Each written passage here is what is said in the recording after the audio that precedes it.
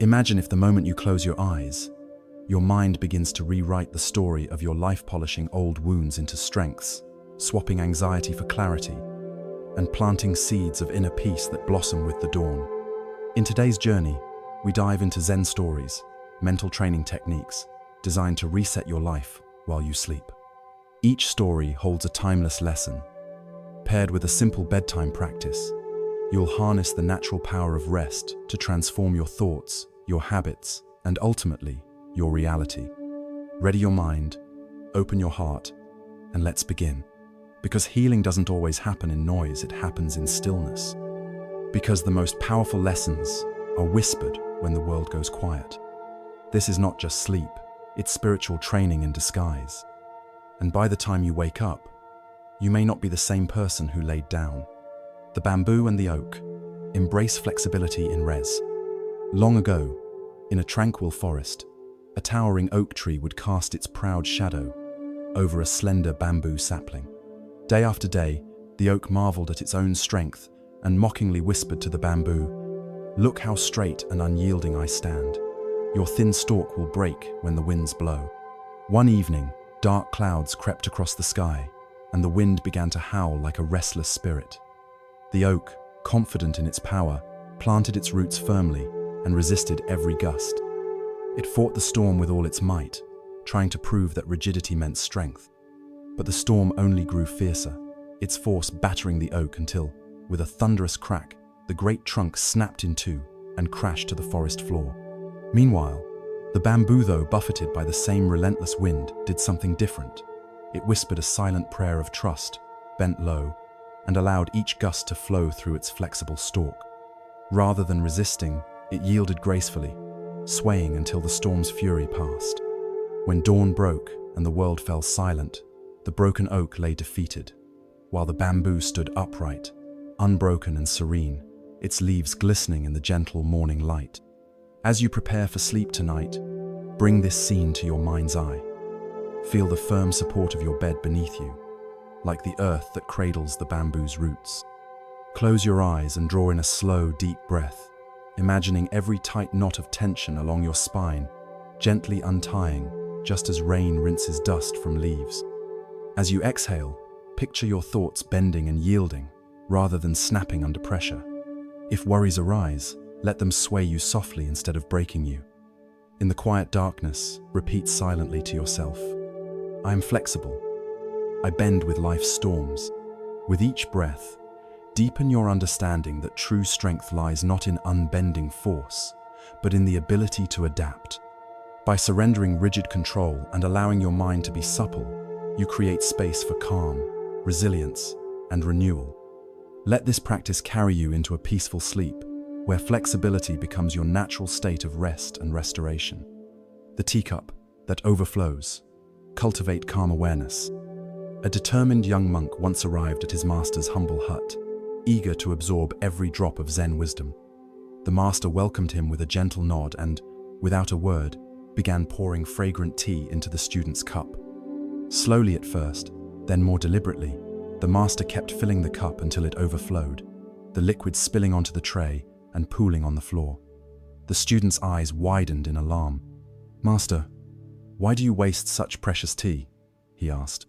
Setting the teapot down, the master met his gaze and replied softly, "Because your mind is like this cup already full of past regrets, judgments, anxieties, and endless opinions. No matter how profound the teaching, nothing can enter until you make space. Tonight, as you settle beneath your covers, call this image to mind. Feel the weight of your body supported by the mattress, like a cup held steady in a master's hand. Close your eyes and breathe in deeply, drawing calm and clarity into every corner of your being. On the exhale, identify one lingering worry perhaps, a harsh word you replayed today, or a fear of tomorrow then. Imagine that worry as tea spilling from your inner cup, flowing away until there's nothing left but empty space. With the next breath, acknowledge another tension, self-criticism, overthinking, external expectations, and watch it pour out, draining away until you feel lighter. As the third breath releases your final concern, notice the stillness that remains. In that quiet emptiness, new insight finds room to grow, Picture your mind as a pristine vessel, ready to receive fresh wisdom, creativity, and peace. Let a simple phrase echo in your thoughts. My mind is clear. I release what no longer serves me. Carry this feeling of spacious calm into sleep and awaken with a heart and mind uncluttered, prepared to welcome the possibilities of a new day. The moon reflected in water. See beyond illusions. A wandering monk once approached his master beside a quiet pond on a moonlit night. The master pointed to the water's surface and asked, "What do you see?" The monk gazed and replied, "Your face reflected in the still water." With a curious smile, the master picked up a small pebble and tossed it into the pond. Ripples radiated outward, distorting the image until the monk could barely recognize the face he had just described. The master spoke gently, "Your mind is like this water. When it is calm and clear, you see reality as it truly is, like the full moon shining brightly. But when waves of emotion, distraction, and doubt arise, your perception warps. You mistake reflection for reality." In that silence, the student realized how often his judgments and fears had clouded his view of himself and others, turning small worries into towering obstacles. Tonight, as you lie down and close your eyes, recall this scene. Picture your thoughts as the surface of that pond. Notice any internal ripples, anxiety about tomorrow, regrets from today, or self-criticism swirling at the edges. Instead of chasing them away, focus on your breathing. With each slow inhale, imagine drawing in the moon's bright clarity. With each deliberate exhale, feel the ripples gently settling, restoring stillness to your inner water.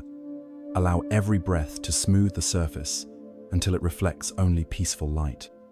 In the quiet darkness before sleep, feel your mind become that undisturbed pond, perfectly still and clear. Let the final thought in your consciousness be this simple mantra: in stillness, truth appears.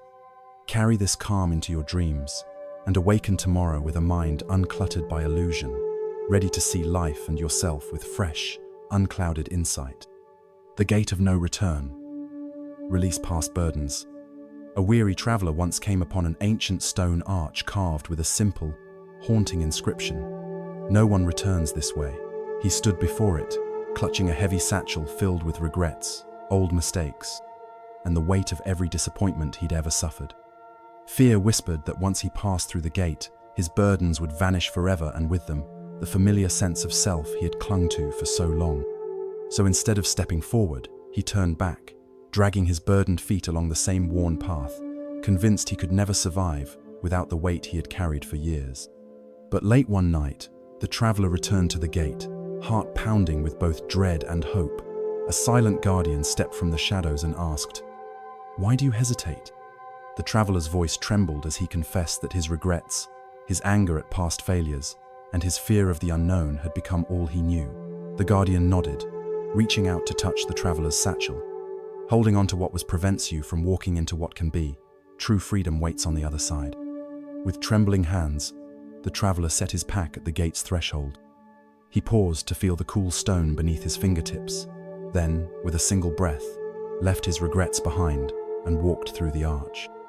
The moment he crossed, the inscribed words faded, and the air felt lighter, as if a storm had lifted. Gone were the doubts that had haunted his steps. In their place bloomed a quiet courage and a sense of possibility he had never known. Tonight, as you lie down, bring this traveler's journey to your mind's eye. Envision yourself standing before that gate, your own satchel of burdens at your feet. Feel the soft weight of the pack, the regrets you replay, the judgments you carry, the what-ifs that haunt you. Then imagine releasing each one, setting them gently aside until your hands are empty. Step forward into the cool air beyond the arch and sense the lightness filling your chest. Let the final thought in your mind be a whispered promise: I leave the past behind and step into renewal. Allow this vision to guide you into a deep, restorative sleep, where every breath carries you farther from old burdens and closer to the freedom awaiting at dawn. The Silent Master. Harness the power of unspoken wisdom. In a remote mountain monastery, a young student approached his revered master with a torrent of questions. How do I quiet my restless mind? How do I find answers to life's deepest mysteries? He implored. The master simply nodded, motioned for the student to sit beside him, and closed his eyes. For a long moment, nothing stirred but the whisper of wind through the pines. The student waited, heart pounding, but the master remained silent. Frustration welled up. "Master, you have taught me so much. Why do you not speak now?" At last, the master opened his eyes and replied softly, "True understanding can't be poured in with words. It grows in the space between them." That night, as the student lay on his simple cot, he replayed the master's silence in his mind. Instead of restless thoughts, he began to notice the subtle rhythm of his breathing, the gentle heartbeat beneath his ribs, the faint echo of his own stillness. In that silence, questions dissolved into clarity. He discovered that by listening to the quiet, he heard the wisdom already within him, unspoken yet unmistakable. Tonight, you too can enter this silent dojo. As you settle into bed, feel the weight of your body supported by the mattress, and allow your breath to become the only sound you attend to. When thoughts arise, plans for tomorrow, regrets of today, doubts about yourself, resist the urge to chase or judge them. Instead, let them drift by like clouds across a moonlit sky, returning your attention gently to the simple rise and fall of your breath. In the stillness between inhales and exhales, notice the space where all answers quietly reside. With each passing moment, you train your mind to find strength not in endless thinking, but in calm awareness. Before sleep takes you, whisper to yourself, "In silence I find my teacher." Let this unspoken lesson guide you toward a deep, restorative rest, where the power of silence works to reset and renew your life from within. He seated himself beside her, uncertain and wary. Tears welled in his eyes as he began to speak, first in a trembling whisper, then with the force of years unspent. He spoke of lost love and shattered dreams, of nights spent wrestling with regret, of the hollow ache that echoed in his chest. The woman listened without interruption, her gentle gaze steady and kind. When his voice faltered, she let silence hold the space. When his words stumbled, she nodded in understanding. No judgment passed her lips. No counsel was offered. Yet in that quiet companionship, the traveler felt a warmth kindling within him, a fragile spark of hope. Night deepened around them as he continued to unburden his heart. With each confession, his tears seemed to lighten his load. The woman never rushed him. She simply remained a living mirror, reflecting back his truth, showing him he was seen and heard. At last, when his story felt complete, he fell silent. The woman reached out, placing a rough, worn hand over his. "Your pain is part of you," she said softly. "But shared pain loses its power. You have brought your burden into the light." In that moment, the traveler realized that healing had begun not from a cure prescribed, but from the simple act of compassionate presence. Tonight, as you lie down to rest, remember the power of listening to others and, most importantly, to yourself. Picture that unsettled part of your heart sitting beside you like the traveler under the lantern's glow. Allow yourself to speak inwardly. Without judgment, acknowledge your fears, your regrets, your unspoken longings. As each thought surfaces, greet it with the same steady, kind attention the woman offered the traveler. Feel the relief that comes when you give voice to what you've carried in silence. On your next inhale, invite compassion into every corner of your being, each breath, a soft assurance that you are not alone. On the exhale, let go of the belief that you must fix or hide your pain before it's worthy of care. Whisper in the stillness of your mind, "I listen, I heal." Rest now in the healing silence you have created. Let this gentle practice guide you into a restorative sleep, where the compassionate presence you offer yourself works quietly to reset your spirit. The clear mirror. Reflect your highest self. A dedicated seeker once came to a wise master and asked, "Master, I have studied every teaching and practiced every technique, yet I still feel lost. How do I truly know who I am?" The master reached behind him, took up a polished mirror, and held it before the student's face. The seeker peered in, expecting to see some hidden truth, but only saw his own reflection, complete with a scowl of frustration. The master smiled gently and said, "You see your face, but not your heart. Your mind is like this mirror. When it is clouded with doubt, fear, and judgment, you mistake those shadows for reality. Only when the mirror is clear will your true self shine through. He then took a soft cloth and began to sweep it across the mirror's surface, wiping away a speck here, a fingerprint there, until the glass gleamed perfectly. Watching in silence, the seeker realized that every thought of inadequacy, every harsh self-criticism, was like dust settling on the mirror, obscuring the light of his own compassion, courage, and authenticity. He understood that no matter how diligently he chased external truths, the real work lay in polishing his own mind until it was free of obscuring fragments. Tonight, as you lie down to rest, imagine holding that same mirror in your hands. Feel its smooth frame and cold surface against your palms. Close your eyes and visualize every worry whisper of, "I'm not enough, I'm too afraid," or "I can't change" as tiny flecks of dust on the glass. With each inhale, bring gentle awareness to these doubts. With each exhale, imagine wiping them away. See the dust lift and swirl into nothingness, leaving the surface more transparent. As the mirror clears, allow yourself to sense the qualities that emerge. The warmth of your kindness, the steadfastness of your resolve, the calm radiance of your inner peace. Let these strengths reflect back to you as bright points of light that guide your path.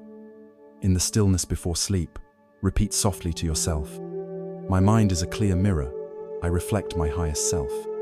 Carry this image into your dreams, trusting that as you rest, your subconscious will continue the polishing work. When morning comes, you will awaken with a mind less burdened by illusions and more open to the brilliant truth of who you really are. The clear mirror. Reflect your highest self. In a secluded mountain enclave, far from the clamor of village life, a devoted seeker had spent years studying under a renowned sage. He practiced every form of meditation known to the ancients, chanted every mantra inscribed in dusty tomes, and endured rigorous disciplines until his body was lean and his mind disciplined. Yet each dawn found him restless, haunted by the same question. Who am I beneath these layers of practice? Desperate for clarity, he journeyed to the master's cave and posed his question one final time. With eyes that gleamed like calm water, the master offered him a mirror, its glass, polished to brilliance, its frame simple and unadorned.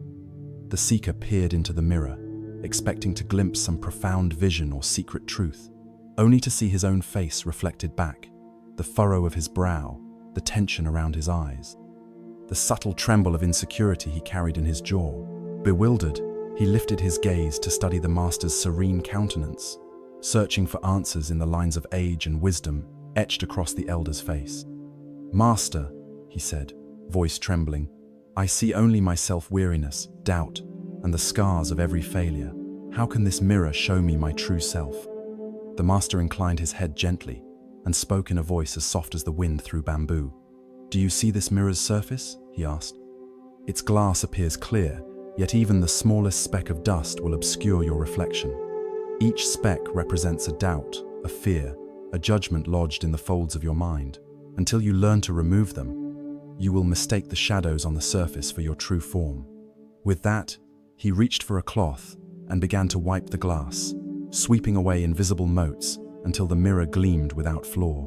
"Only when the mirror is clear," he continued, "will you see what has always been there, your compassion, your courage, your boundless potential."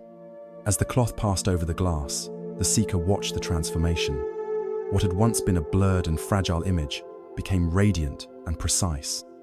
In that moment, he realized that his years of external striving, endless drills, lofty expectations, relentless self-criticism had layered his mind with dust, so fine he scarcely noticed it. Every unforgiving thought, every harsh judgment he whispered to himself, every worry about the past or the future had settled on his inner mirror, clouding his vision. He had sought enlightenment in the world around him, while neglecting the simplest tool within, the act of clearing his own awareness. That night, as the seeker lay upon a narrow wooden plank, the mirror's lesson resonated in his heart. He closed his eyes and envisioned a vast, polished surface floating in darkness, the glass smooth, cool, and flawless. On that surface, he saw the outlines of his qualities, the warmth of kindness radiating from his heart, the steady flame of determination in his chest, the clear pool of peace at his core. Yet as he observed more closely, he noticed faint smudges drifting across the glass, fleeting doubts, lingering regrets, self-doubts that whispered, "You are not enough," or "You have failed." With deliberate intention, he imagined reaching for an invisible cloth. Drawing in a slow, deep breath, he felt awareness sweep through every corner of his mind, gathering each speck of dust into a gentle swirl. As he exhaled, he visualized wiping the glass clean, the swirl of doubts dissipating into nothing, tiny flecks vanishing as though they had never been. He repeated this process over and over, inhaling clarity and exhaling release, until the mirror shone with perfect transparency. In that pristine reflection, he no longer saw fear but courage, no longer shame but acceptance, no longer fragmentation but unity. In the stillness of sleep's approach, the seeker held this vision close. He sensed each breath polishing his awareness, preparing the canvas of his mind for the restorative work of dreams. He understood that as he slept, his subconscious would continue to sweep away hidden debris, allowing the light of his truest self to shine ever more brightly. By morning, he would awaken not with grand revelations bestowed from without, but with the simple, profound clarity born of inner cleansing. Now, as you prepare to rest, picture that mirror before you's surface reflecting the deepest essence of who you are. Feel the smooth frame in your hands, hear the faint whisper of breath as your internal cloth strokes the glass. With every inhale, draw in the light of your highest virtues: compassion, strength, creativity, peace. With every exhale, release the dust of doubt, the residue of regret, the fog of fear. Imagine the delicate swirl of particles drifting away, leaving the mirror spotless. Allow your thoughts, no matter how persistent, to be gathered by your awareness and lifted off the glass. If a memory of failure drifts into view, acknowledge it, then sweep it away. If a self-criticism whispers, let it pass like a cloud and continue polishing. In the rhythm of these mindful breaths, let your mind become the clear mirror it was always meant to be. As sleep envelops you, carry this practice into the realm of dreams. Trust that your inner work will continue, removing unseen layers so that at dawn, you awaken with a vision unclouded and a spirit unburdened. Embrace the reflection that meets your gaze, bold, serene, and whole. Remember always, your truest self is not hidden, it is waiting patiently behind the layers of dust. By polishing your mind's mirror each night, you reveal the brilliance within and step more fully into the life you were destined to live. The empty boat. Release resentment to find peace. A lone fisherman once set out before dawn, gliding in his small wooden boat across a glassy river framed by misty pines. The world was hushed and still, the only sounds the gentle lap of water against the hull and the distant call of a waking bird. As he drifted, rod in hand, his heart felt light until, without warning, another boat struck his from behind. The impact sent him tumbling, drenching his clothes and scattering his catch into the dark water. He scrambled upright, water dripping from his hair, fury igniting in his chest like a spark to dry tinder. "You reckless fool!" he shouted, scanning the empty riverbank. But no one emerged from the trees. He peered into the fog and realized the other boat had vanished without a trace. Heart pounding, he just knew someone must be hiding, someone who intended to harm him, to steal his livelihood. Adrenaline surged through his veins as he seized his oar and paddled furiously upstream, intent on finding the culprit and teaching them a lesson. He rounded a bend and entered a narrow channel where the mist curled like smoke. Ahead, he glimpsed a boat partially concealed in reeds. Swearing under his breath, he leaned forward to grab the prow, ready to confront whoever dared attack him. But as he neared, the silhouette came into focus. The boat was utterly empty, no thief crouched within, no vandal lurking behind a tree. The only sound was the soft drip of water and the fisherman's own ragged breathing. A profound silence settled over him, broken only by the echo of his earlier shouts. Gradually, the anger that had flared so fiercely began to waver. He realized there was no enemy to punish, only a simple boat cast, adrift by a hidden current. In that moment of clarity, he saw how his mind had leapt to blame an external force, how his resentment had filled him with imagined threats and fueled a rush of violent intent. He understood that his own anger, unchecked and unexamined, had been the true assailant. Trembling, he leaned back and placed the oar across his lap. He watched the empty boat, its stillness a mirror to his own unsettled heart. The fog swirled around him, and he felt the weight of his resentment beginning to dissolve like mist at sunrise. There was no target for his outragino villain in the Reedsonley, the quiet river, flowing as it always had. He closed his eyes, took a deep breath, and let go of his fury, watching it drift away on an invisible current until he could no longer sense its pull. From that day forward, the fisherman carried with him the lesson of the empty boat. Anger, when directed outward, often reveals more about our own inner turbulence than about any external injustice. He learned to pause before reacting, to observe the first flare of irritation and remember the boat that never held an enemy. In time, he traded impulsive rage for gentle curiosity, asking himself why certain words or actions stirred him so deeply. With each pause, his mind grew clearer, his heart more spacious, and his days on the river transformed from battles into meditations. Tonight, as you lie beneath your covers, bring this story to life in your imagination. Visualize yourself drifting on a serene river, the world wrapped in gentle darkness. Let the surface of your mind be the water still at first, then rippling as old grievances and resentments rise like unexpected waves. Notice the shape of each memory or emotion, like a hidden boat emerging from the fog. Name it silently: anger, hurt, regret, and watch as you drift toward it with calm awareness, rather than charging forward in reaction. As you draw near, you discover the boat is empty, no threat. No hidden adversary, only the echo of past wounds that you have carried far too long. Feel the tension loosen in your shoulders as you recognize this truth. Inhale deeply through your nose, filling your lungs with the cool night air. Then exhale slowly through your mouth, releasing the weight of each misplaced blame. With every breath, your mind grows quieter, the imagined enemy fades, and the river of your awareness settles back into peaceful stillness. Allow a gentle phrase to settle in your heart, repeated with each breath. Resentment is an empty boat. I let it drift away.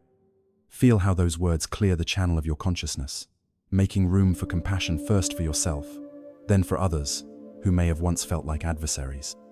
Recognize that anger serves as a signal, pointing you toward unresolved pain and unmet needs. By treating each flare of irritation not as a call to arms, but as an invitation to understand and release, you transform resentment into insight and inner calm. As sleep beckons, surrender to the river's flow. Trust that your subconscious will continue this practice through the night, gently guiding stray currents of thought away from the prow of your awareness. In the morning, you will awaken lighter, your heart unburdened, and your mind a clear expanse ready to face the day, not with reactivity, but with the tranquil grace of one who knows the true nature of peace. Let the lesson of the empty boat carry you into restful sleep and beyond, renewing your life with each undisturbed breath. The finger pointing at the moon. Discern reality from illusion. In a secluded temple perched on a mist-shrouded mountainside, a keen young student sought the counsel of a venerable master famed for cutting through confusion and revealing hidden truths. The master received him beneath an ancient cedar whose roots wound across the mossy floor like silent serpents. Eager to demonstrate his understanding, the student launched immediately into questions. Master, how can I know the world as it truly is? How do I see beyond appearances? Without answering, the master motioned toward a full moon rising above the temple roof. Then, slowly, he extended his arm and pointed upward with a single steady finger. What do you see? The master asked. The student's eyes followed the outstretched finger and settled on the moon's silver disk, its pale light shimmering through drifting clouds. The moon, he replied. Look again, the master said, lowering his arm. Puzzled, the student turned his gaze back to the master's hand, then to the moon. Your finger points the way, yet the finger itself is not the moon, the master continued. If you focus only on the finger, you miss the true brilliance above. The world you perceive through your mind can be much the same, clinging to signs, symbols, concepts, and missing the essence they indicate. For the next several days, the student wrestled with this teaching. Whenever he gazed at the moon, his mind kept darting to the master's finger, its stiffness, its length, its pale bone. Even when he closed his eyes, he saw the still finger floating before his mind's eye, obscuring the moon's gentle glow. He practiced sitting quietly, but each time he tried to meditate, thoughts of the finger intruded. Was the finger accurate? Was he missing nuance? Was the master testing him? One night, plagued by frustration, the student lay on a simple mat beneath an open skylight.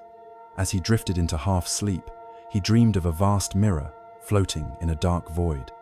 In the center hovered the moon, luminous and calm. A hand formed out of Mr. Spectral finger hovered in front of the mirror, its tip nearly touching the glass. The moon's reflection flickered as the finger moved, shifting the light into jagged patterns that looked nothing like the serene orb above. He awoke with a start, heart pounding, and realized the illusion. His attention had fixated on the finger, his own judgments, assumptions, and mental labels rather than the moon itself, the direct experience of reality. His mind, like that finger, had become a barrier instead of a guide. Tonight, as you prepare for sleep, imagine yourself lying beneath a velvety sky. In the distance, see a bright moon glowing above the world's horizon. Now picture a single finger extended, before you, representing every label, every judgment, every expectation your mind imposes on the day's events. Notice how your gaze shifts between the finger and the moon, how the finger's presence distorts the moonlight's path. To begin your mental training, acknowledge the finger. Close your eyes and name silently one thought or belief that often blocks your perception. I must be perfect. People must approve of me. Or, this situation should be different. Visualize it as the finger pointing at the moon. Shift your gaze. On your next breath, gently shift your focus from that belief to the vast, open space around it, the moonlight itself. Sense the calm luminosity beyond the boundary your thought finger creates. Notice the distortion. As you concentrate on the finger-like thought, observe how it bends and refracts reality, how it turns people's faces into masks, moments into judgments, and inner peace into restless striving. Let the finger fall away. With each exhale, imagine that thought, finger dissolving into stardust, sinking out of sight. Watch as the moon's light floods the space where the finger once stood, illuminating the darkness without obstruction. Rest in direct experience. Allow your awareness to rest in the unobstructed moonlight, the pure sensation of being, without commentary or critique. Notice how spacious and effortless this gaze feels. Repeat this cycle of acknowledging and releasing for several rounds, breathing slowly and deeply. With each dissolution of the finger, you reclaim more of your natural clarity. Let your final breath before sleep carry this intention. I see beyond the signs. I rest in truth. In the realm of dreams, trust that your subconscious continues the practice, guiding you to notice and release other finger-like barrier-sold stories, hidden fears, passing worries. By morning, you will awaken with a mind more free, a heart more open, and a vision more aligned with the unfiltered light of reality itself. Let the moon guide your rest and teach you that true understanding lies not in the pointers but in the brilliance they intend to show. The finger pointing at the moon. Discern reality from illusion. In a tucked-away mountain monastery, where morning mists wove through pines and the sound of distant bells drifted on the breeze, a curious student came seeking the master's wisdom. The master greeted him with quiet grace and motioned toward a luminous full moon rising over the temple roof. Then, with a single deliberate gesture, the master extended his arm and pointed at that glowing orb. "What do you see?" he asked. The student's gaze followed the straight line of his teacher's finger and settled upon the moon's pale disk. He replied confidently, "The moon, master." But when the master asked him to look again, the student's eyes shifted to the finger itself, its rigidity, its pale bone, and hesitated. In that instant, the master whispered, "If you fixate on the finger, you miss the light it indicates." The lesson echoed through the courtyard's stillness. The finger was only a guide, not the moon itself, and the mind's judgments and labels often obscure direct experience.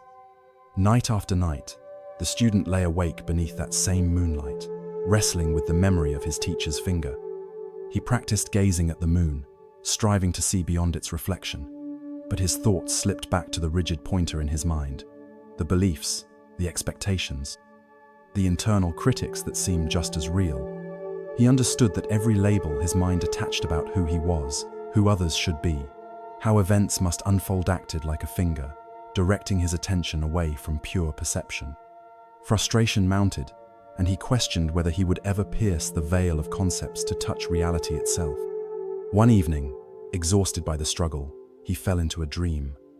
In that dream, he drifted across a mirror-smooth lake, under an endless sky. Above, the moon shone serenely. Before him hovered a giant hand formed of mist, its index finger rooted in the air. The moon's reflection in the water shimmered, but the phantom finger cut the light into jagged shards. Stars convulsed as ripples distorted their glow. He reached out to grasp the finger, certain it held the secret to truth, only to feel nothing but cold vapor. Panicked, he recoiled, and the finger dispersed like smoke. In the vast emptiness where it had hovered, the moon's reflection returned unbroken, glowing with a peaceful certainty he had never felt awake. Awakening with a start, the student realized the dream had shown him the mirror of his own mind. His fixation on thoughts and judgments, no matter how noble, had fractured his experience of life into distorted reflections. The moon's light had always been present, but his mental pointer had eclipsed it. From that moment on, he resolved to practice discerning the moon itself, not the finger. Each night, as he lay down to sleep, he would imagine two objects, the radiant orb of consciousness and the translucent index of fleeting ideas. With every inhale, he'd draw awareness to the luminous orb. With every exhale, he'd release the pointer, allowing it to evaporate. He began by naming a single entrenched belief: I must succeed, or people must understand me. He pictured that belief as the rigid finger and watched it extend before his inner vision. Then, in a steady exhale, he dissolved it into mist. As the last wisp vanished, the moonlight of pure perception flooded the space. He sensed the cool radiance of reality itself.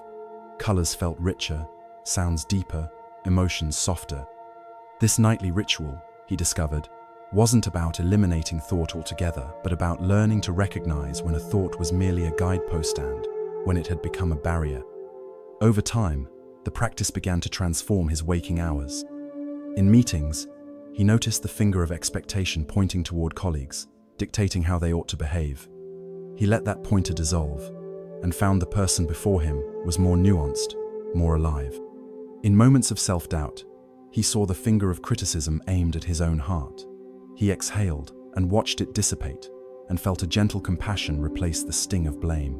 He realized that every fragmented reaction, every misinterpretation of others, sprang from the same root, a rigid mental pointer that had usurped direct experience. As weeks passed, the student returned to his master with newfound calm. Under the same cedar tree, he looked at the moon and then at the master's finger without confusion. He saw each as distinct, the pointer a temporary tool, the moon a timeless presence. The master smiled and said simply, "When you no longer mistake the finger for the moon, you walk in freedom." The student bowed deeply, understanding that true liberation lay in the ability to step beyond concepts, to rest in the open sky of pure awareness. Tonight, as you lay your head on the pillow, remember the finger and the moon. Invite awareness to notice any thought that arises, a plan, a worry, a belief, and give it a gentle name. See it as the pointing finger, not the guiding light itself. With your next breath, let that thought dissolve into nothingness, freeing the radiant clarity behind it. Continue this tender dance of seeing and releasing until only the moon remains a symbol of your mind's capacity to know reality directly. Trust that as you sleep, this practice will seep into your dreams, guiding you toward a deeper understanding. When dawn breaks, you will awaken not to fractured reflections but to the luminous truth your heart has always known. The uncarved block. Embrace simplicity to awaken potential. In a remote valley nestled between mist-shrouded peaks, there lived a humble craftsman known simply as the woodcarver. Each dawn, he would walk to his workshop, a small, open pavilion framed by bamboo groves, and gaze upon a single block of uncarved wood resting on his bench. Visitors marveled at his patience. "Why spend so long on a plain block?" they would ask. "Where is the statue, the form, the beauty you will reveal?" The woodcarver would only smile, his eyes gentle as still water. "It is in the block's simplicity that potential sleeps," he replied. "To carve prematurely is to force a shape before its time." Years passed, and apprentices came and went, eager to learn the art of transforming raw material into elegant sculpture.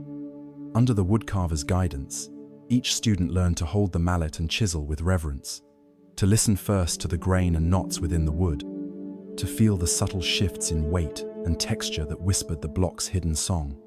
The master never traced outlines with pencil, nor sketched grand visions on paper. Instead, he taught his disciples to sit in silence before the uncarved block, to breathe deeply, and to allow the truth of the wood to emerge organically. One day, a young apprentice named May grew frustrated. She watched as the woodcarver tapped and studied the same block day after day, then called her forward and handed her a sharp chisel. "Carve," he instructed simply. May pressed the tool to the wood and swung her mallet in a single strike, hard, decisive. The chisel bit too deeply, splitting the block along an unplanned grain. A jagged fissure ran down its length, marring the smooth surface she had hoped to honor. Tears sprung to her eyes as she realized her impatience had ruined days of the master's careful listening. The woodcarver laid a comforting hand on her shoulder. "Mistakes teach us what silence cannot," he said softly. "When we force form upon the world, we shatter the living patterns beneath. True craftsmanship and true understanding arises not from imposing our will, but from responding to what already is." He guided her to sit beside the block, chisel and mallet resting unused on the bench. "Tell me what you hear now," he asked. At first, May heard only her own regret. Slowly, though, her senses opened. The gentle echo of the workshop's wind chimes, the faint respiration of the wood as it acclimated to the dawn's cool air, the soft hum of her own heartbeat. In the hush between these notes, she began to sense a hidden melody woven through the grains and rings a pattern of growth, resilience, and unity. Without speaking, the woodcarver watched her eyes soften as she absorbed the block's unspoken language. From that moment on, May approached every piece of wood with newfound respect. Before raising her tools, she sat in quiet contemplation, aligning her breath with the subtle rhythms of the material. She learned to guide her hands in gentle arcs that honored the block's natural curves, to let each chip of wood fall away only when it released tension rather than forced removal. Gradually, she discovered that by embracing simplicity, by resisting the urge to carve elaborate shapes before the wood was ready, she could coax forth sculptures of astonishing grace and vitality. Tonight, as you prepare to rest, bring this lesson of the uncarved block to your inner workshop.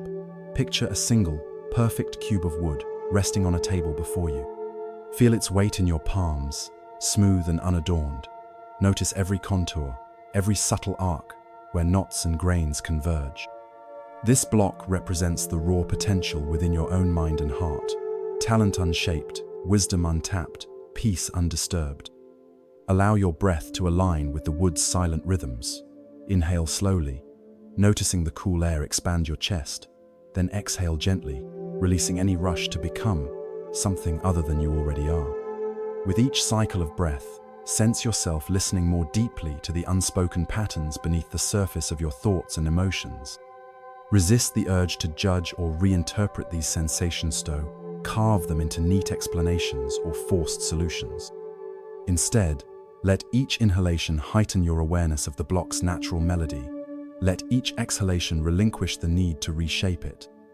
If a thought of anxiety, regret, or judgment arises, treat it like a section of wood that has already served its purpose. Don't strike at it with harsh resolve. Observe its texture, feel its presence, and then allow it to fall away in its own time, as a delicate chip loosens from the block under the master's touch. Trust that the mind's own potential will emerge when it is ready. In the hush that follows each release, you may begin to sense the contours of your true self uncluttered by overthinking, unscarred by self-criticism, and resonant with a simplicity that transcends complexity. Continue this practice until the boundary between observer and observed blurs.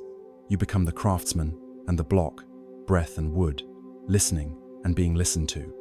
In the depths of sleep's gentle embrace, your subconscious will carry on the work, polishing away hidden layers of preconception and doubt. When dawn's light filters through your window, you will awaken not with a carved form imposed by external demands, but with a living shape that has unfolded from your own authentic center. Remember, the uncarved block teaches us that every moment of stillness is creative potential and opportunity to listen before acting, to align with what is already present, and to reveal our deepest beauty through ease rather than effort. Embrace simplicity in your rest, and awaken to find that your life, like the woodcarver's sculpture, has taken form from the silent depths of your own being. The silent compass, trusting inner guidance in the realm of sleep. In a high mountain village shrouded by morning mist, there lived a seasoned pilgrim whose heart ached with the desire for true direction. He had journeyed across deserts and forests, seeking a master who could reveal the ultimate path to enlightenment. When at last he arrived at a secluded monastery perched on a cliff's edge, he found the monastic grounds empty save for an ancient master sitting silently beneath a gnarled pine. Inviting him to sit, the master said nothing. Hours passed as wind sighed through the needles, birds called in distant woods, and the pilgrim's impatience swelled like a restless tide. Finally, the pilgrim demanded, "Master, I have traveled the world to learn the way. Will you show me the path I should follow?" The master gave a gentle nod and beckoned the pilgrim to rise. Wordlessly, he led him to a small pavilion where two objects lay on a stone table: a polished compass whose needle spun aimlessly, and a simple wooden mallet cracked by time. Without speaking, the master handed the mallet to the pilgrim and pointed to a weathered plank beneath his feet. Then he closed his eyes and returned to his silent vigil beneath the pine. Confused but eager, the pilgrim raised the mallet and struck the plank once, twice, 3 times. Each strike echoed into the canyon, stirring ripples of sound that climbed the rock face and dissipated into silence. On the third echo, he felt a subtle shift in the air, as though a hidden current had begun to flow. He glanced at the compass. The needle, which had wandered without pattern, now trembled and settled, pointing unwaveringly toward the vast valley below. Without thought, the pilgrim followed its guidance, descending rocky steps until he reached a gentle stream. There, he saw the reflection of snow-capped peaks and, in the water's stillness, the serene face of a fisherman casting a net into the current. The fisherman looked up and offered a quiet nod. The pilgrim approached, holding the compass aloft. "Master bade me strike the plank," he said. "He said nothing else, yet the compass now directs me here. What does this mean?" The fisherman smiled, his eyes clear as the glacier fed water. "You struck the plank to awaken the silent compass within you," he replied. "The mallet's echo stretched beyond mere sound. It touched the deep river of your own intuition, stirring it to life. The compass did not find a new path. It revealed the direction that was already within your heart." Puzzled, the pilgrim gazed at the needle. It shimmered with an inner glow, pointing not northward, but toward the horizon of his own being. "How do I trust this compass?" he asked. The fisherman dipped his net, gathering a single fish before releasing it back into the stream. "By learning to listen in the absence of noise," he said. "When fear and desire calm, the quiet voice of your true nature speaks. Sleep is the bridge that unites the echoes of your outer world with that still point within." That night, the pilgrim lay upon a straw mat in a simple hut. He cradled the mallet and compass in his arms, recalling the fisherman's words. The lantern's flame flickered as his breathing slowed. At first, his mind raced with yesterday's regrets and tomorrow's worries, like restless specters dancing at the edge of his awareness. Then he remembered the mallet's echo and the needle's steady turn. Softly, he set the mallet aside and closed his eyes, focusing on the faint hum behind his eyelids. In the pitch-dark quiet, he noticed a subtle pulsation, almost imperceptible rhythm that felt both ancient and intimate. As he drifted towards sleep, the pulse grew stronger, resonating through his bones like the toll of a distant bell. His breath synchronized with that gentle vibration, and his thoughts loosened their grip. In that liminal space between waking and dreaming, he heard a clear whisper, as though two voices own his own, the other something beyond joined in a single harmony. Without forming words, the whisper conveyed a direction, a sense of ease, openness, and trust. The compass's needle glowed in his hand, steady and unwavering. When dawn's light filtered through the hut's shuttered window, the pilgrim opened his eyes to find the mallet and compass at his side. Rising, He felt an unshakable certainty in his chest. The thought of yesterday's struggles felt distant, like a half-remembered dream. He stepped outside, where the master still sat beneath the pine, and bowed deeply. The master nodded in return, as if pleased by the pilgrim's silent transformation. From that day on, the pilgrim learned to treat each night's rest as a sacred journey. Before sleep, he would place the mallet and compass on his bedside mat, strike the plank of his own awareness with 3 intentional breaths, and turn his attention inward. He surrendered worries, judgments, and plans into the vast silence, allowing them to drift away like fallen leaves in a night wind. In that emptiness, he felt the silent compass awaken its needle, pointing not to points on a map, but toward the compassion, clarity, and courage that lay at his core. You too can discover this silent guide within your own sleep. When tomorrow's burdens crowd your mind and your heart feels adrift, remember the pilgrim's practice. Before closing your eyes, imagine holding a mallet and an unmarked compass, symbols of the world you navigate and the truth you seek. Take 3 deep, measured breaths, letting each inhale awaken your awareness and each exhale release tension. Feel the echo of your breath resonate in the stillness behind your eyelids, stirring the silent compass of your intuition. As you drift towards sleep's embrace, listen for that subtle pulse, the gentle hum of your deepest self. Trust the guidance that arises, even if it comes as an indiscernible whisper or an inexplicable knowing.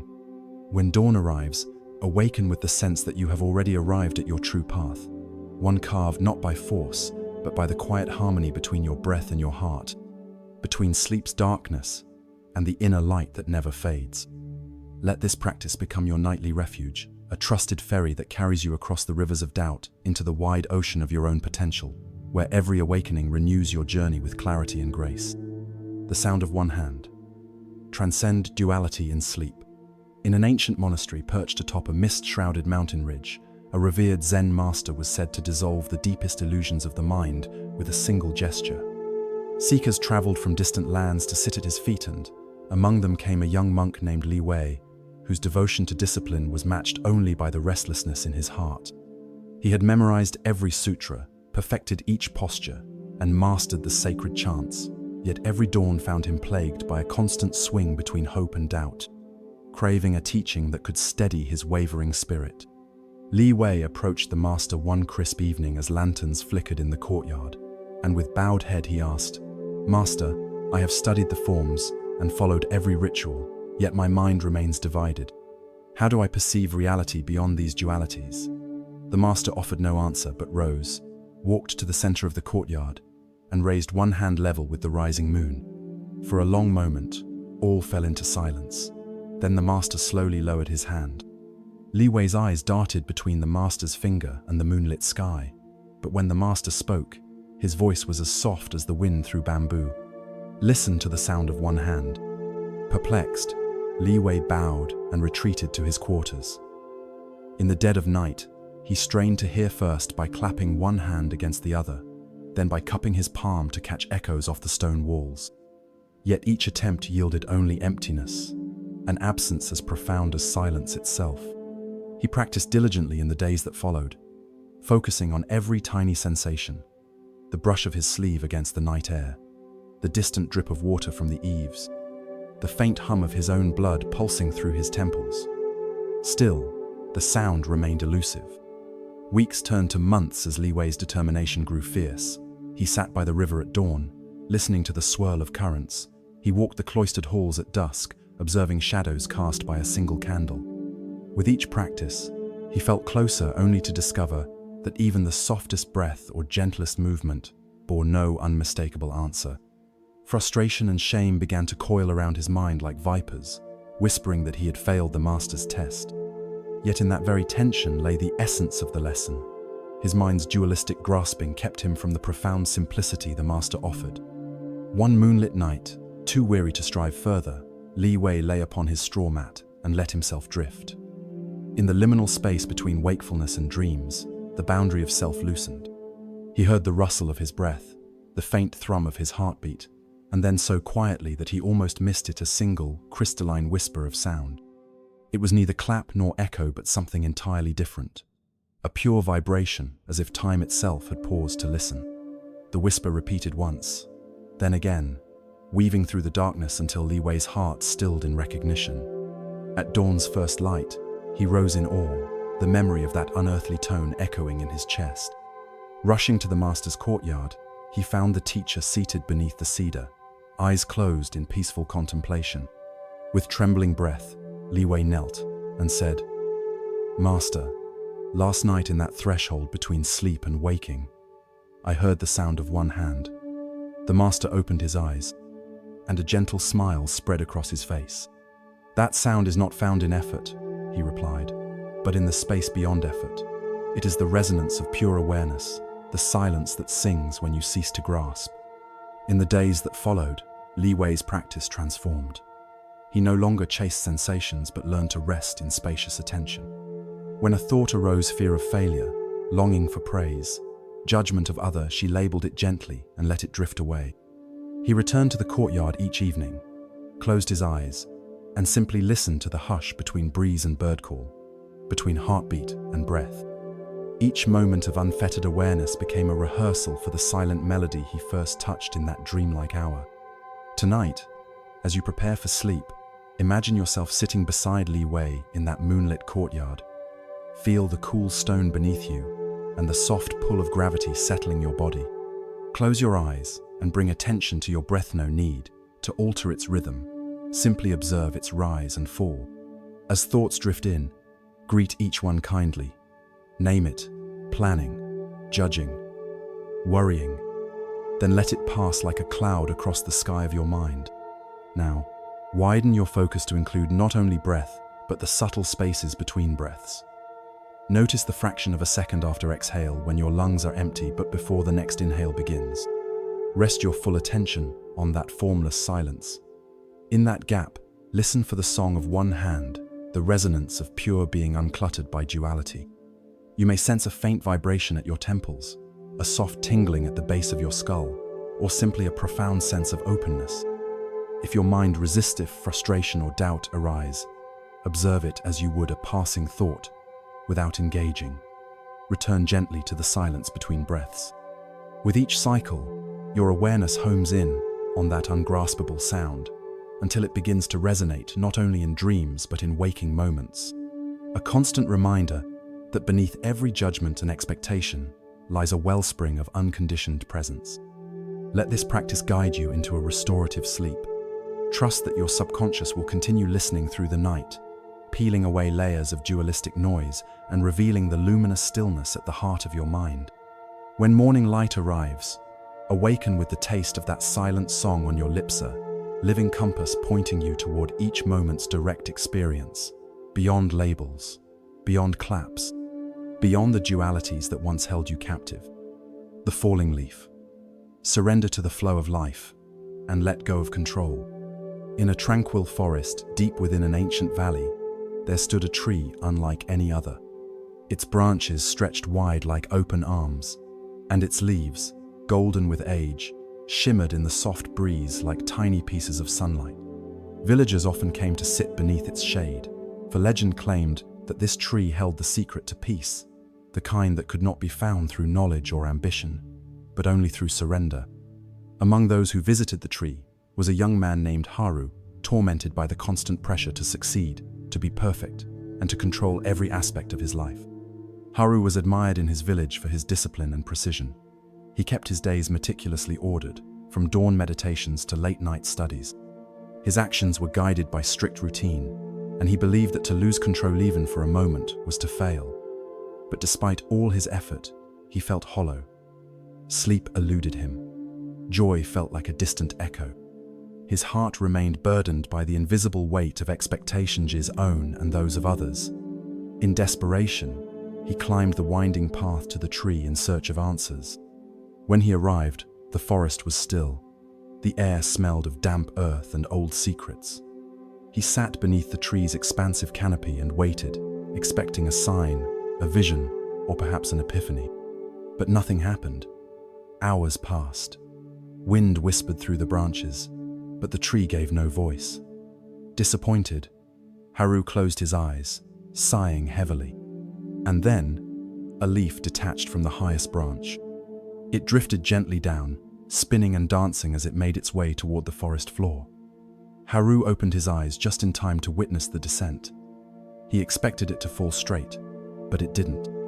The leaf didn't resist the wind. It leaned into it, letting itself be carried, turning softly with each shift in the current. It didn't struggle, didn't try to land faster or in a more perfect place. It simply floated patient, trusting, surrendered. Something inside Haru cracked open. That night, unable to forget what he had seen, he returned to the tree. The forest glowed in silver moonlight, and again he sat beneath the canopy. This time, he didn't ask for answers. He just watched. Another leaf fell, then another, and with each one his heart grew quieter. He began to see that the peace he longed for could not be wrestled into place through effort or strategy. It came from letting go of perfection, of timelines, of control. He remembered the countless times he had forced life to follow his plans, the career he pursued out of obligation, the relationships he molded into roles they never fit, the sleepless nights spent rehearsing conversations or fearing what tomorrow might bring. He had believed that control was the path to freedom. But now, sitting beneath the ancient tree, he saw the truth. Control had become his prison, and surrender gentle.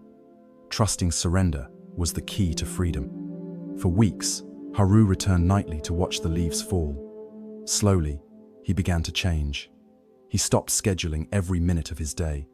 He allowed himself to rest without guilt. He laughed when things went wrong.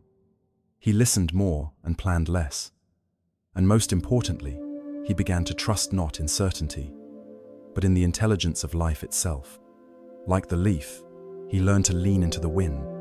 Tonight, as you prepare for sleep, let the falling leaf guide your journey inward.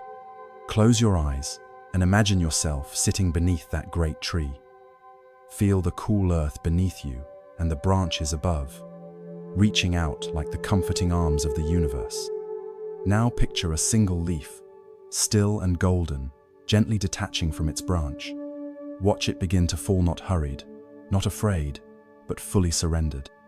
It spins lightly in the breeze, floating this way and that, perfectly guided by the invisible hands of nature. This leaf is your symbol.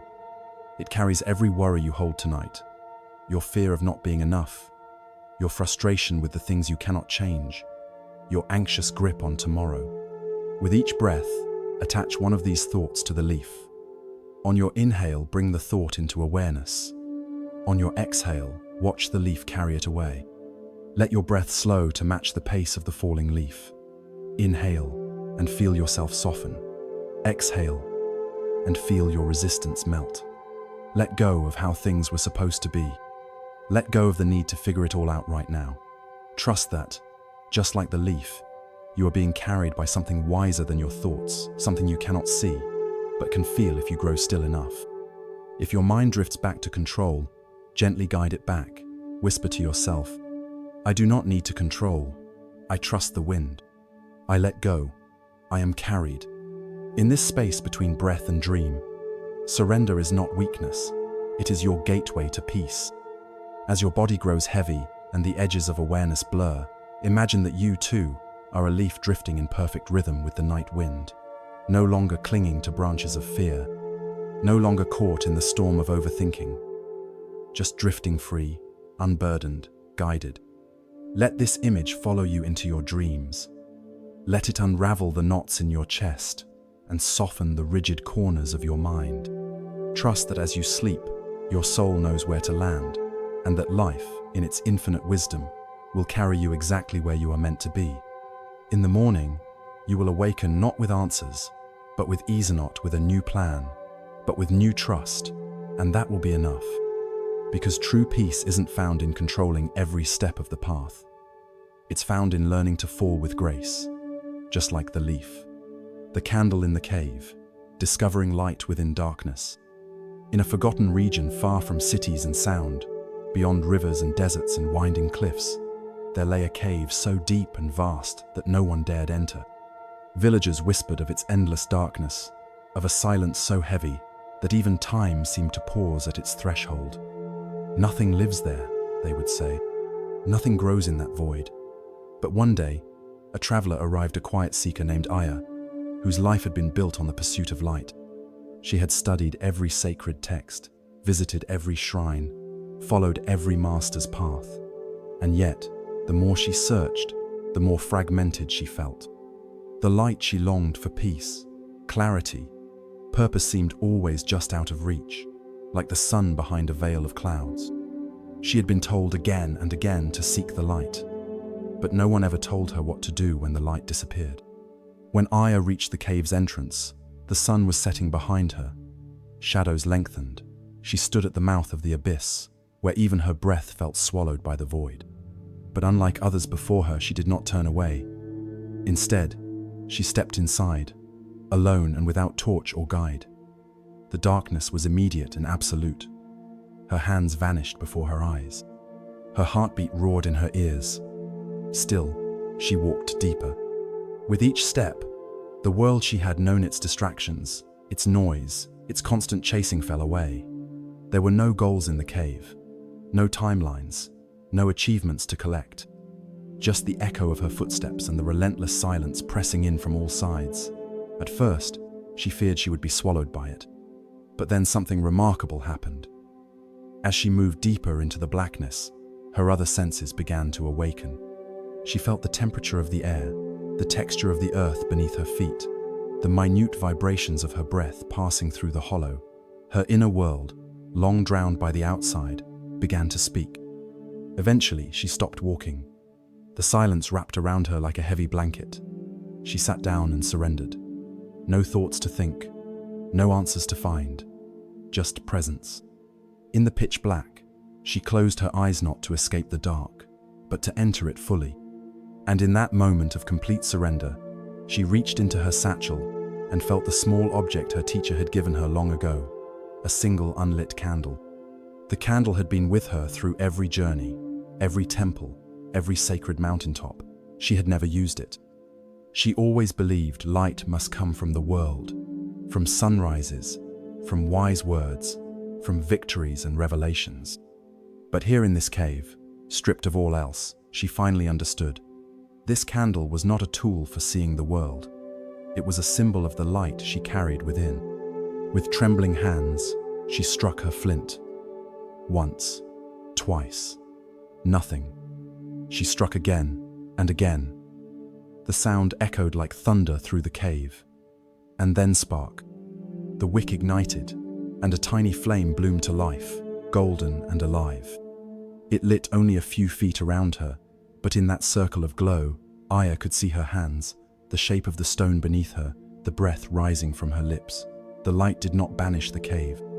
It simply revealed a space within Itone where she could see herself. Tears slipped down her cheeks, not for fear or sadness, but because, for the first time, she understood that darkness was not the enemy. It had always been the invitation.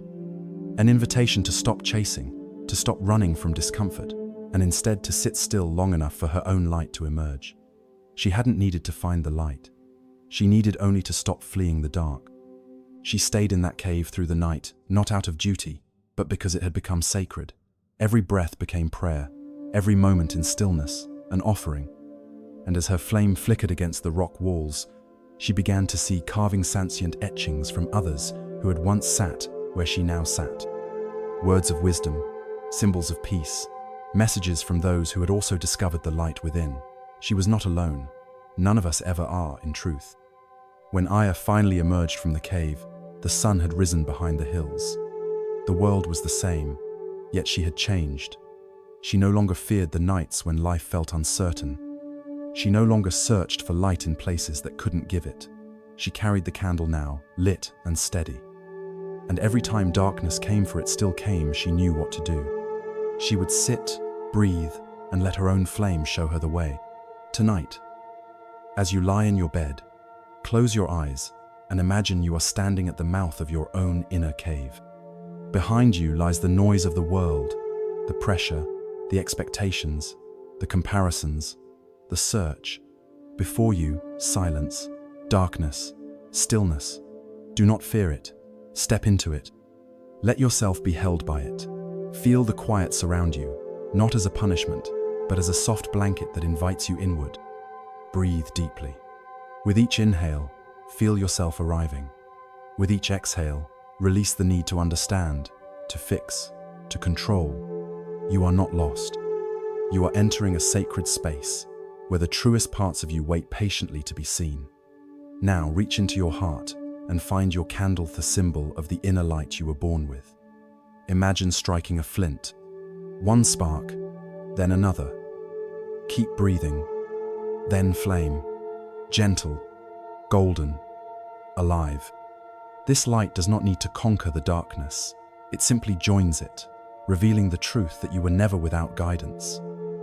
Your fear, your doubt, your grief, these are not signs that you've failed. They are the cave itself, calling you inward so you can remember what you carry. Let this image hold you as you fall asleep. Know that within you, there is a flame that no failure can extinguish, a light that no darkness can swallow. And in your dreams, let that light guide you not to escape the cave, but to honor it. For the cave is your temple, the darkness, your teacher, the silence, your compass, and the candle, that is your true self, small, perhaps, but eternal. Sleep now, candle bearer, your journey has already begun. The still lake, awaken the depth of peace beneath the surface of the mind. Far beyond the noise of the world, past the edges of maps and the reach of roads, there exists a hidden lake so still that the sky itself forgets where it ends and the reflection begins. Surrounded by ancient pines and silent cliffs, this lake has no name, for no one dares disturb its perfect silence long enough to name it. Locals speak of it only in hushed tones, calling it the mirror of the mind. For those who have visited say that the lake does not show your face, it shows your truth. There was once a scholar named Kale who had spent his entire life seeking knowledge, believing that if he could just learn enough, he would finally feel whole. He devoured books, chased philosophies, debated masters, and filled his journals with insights. Yet no matter how much he learned, he could not quiet the storm within him. His thoughts raced, his heart felt restless, and at night, he lay awake wondering why his mind never found peace. One day, an old monk overheard Kale speaking in a crowded hall about the nature of peace. The monk smiled gently and handed Kale a slip of paper. On it were only 3 words: go to stillness. There was no map, no explanation, just a direction. Confused but intrigued, Kale asked the monk what he meant. The old man only said, "When the water stills, the mountain reveals itself." Then he turned and walked away. Driven by a strange pull he couldn't explain, Kale left his books, his comforts, and the world of noise behind.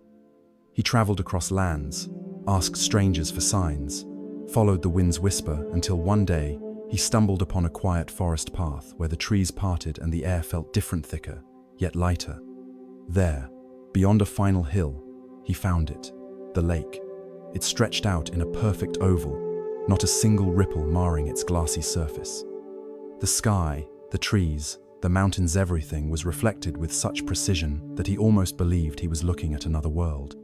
He approached the water's edge and knelt. But as he did, something stirred within him. His thoughts, like pebbles, dropped one by one into the surface of his awareness. Regret, fear, expectations, identity. The stillness of the lake was so profound that it mirrored not only the world outside, but everything Kyle had hidden inside. He saw it all reflected not in water, but in the silence it demanded from him. He tried to meditate, to recall teachings, to quiet his thoughts with force. But the more he tried, the more he disturbed the surface. Ripples appeared in his mind like those on the water, and the reflection blurred. Only when he gave up trying, only when he sighed and allowed himself to simply sit, to simply be, did the lake begin to calm again. For days, Kale remained by the lake, doing nothing. He didn't journal, he didn't plan, he didn't seek, and slowly, something began to change. The chatter in his mind softened. The anxious grip on needing to figure everything out began to loosen. He started noticing the subtle things, the way the light shifted on the water at dawn, the whisper of wind through the reeds, the soft hum of insects at dusk. With each moment of presence, the ripples faded. And in the reflection of that vast lake, he began to see something deeper than his own image. He saw stillness itself, not as emptiness, but as a presence more alive than any thought he had ever had. A living silence, a breathing peace. He realized that the surface of the mind, busy, reactive, turbulent, was like wind-churned water. But beneath it, at the very bottom, was always this stillness.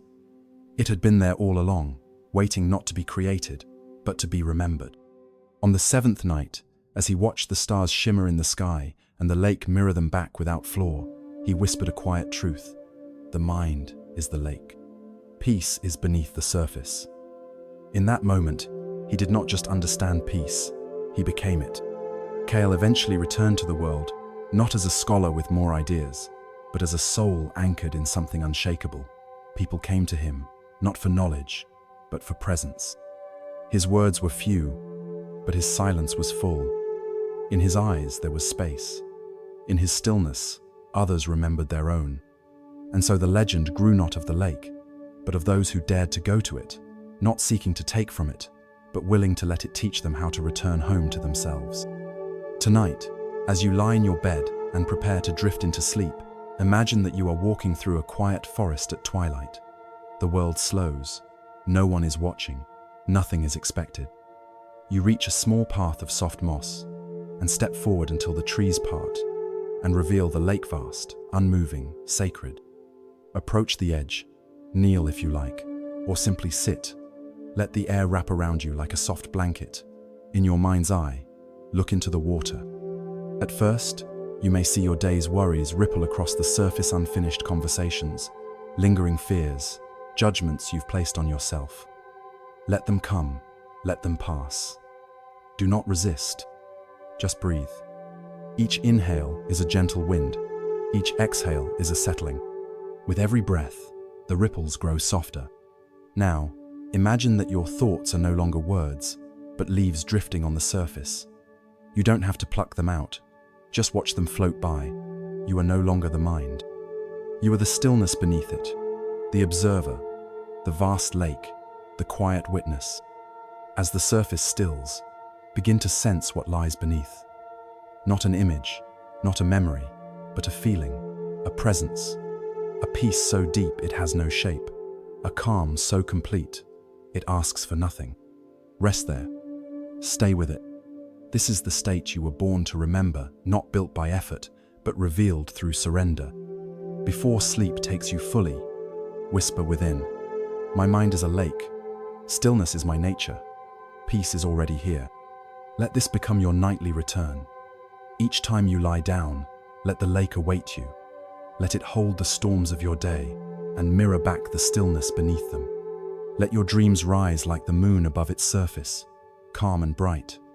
And let your spirit, like KL's, return to the world tomorrow, not chasing peace but carrying it. Sleep now, still one. You are home. The mountain that waited, realizing true strength through stillness and time. In a distant land where clouds kissed the earth and winds danced freely among endless fields of silence, there rose a mountain so ancient that no one remembered its birth. The villagers who lived in the valley below called it the mountain that waited. Its peak disappeared into the heavens, shrouded in perpetual mist, and its slopes were veiled in pine, stone, and snow. Unlike other mountains, it was not known for violent storms or echoing avalanches. It had no dramatic cliffs or jagged wounds carved by time.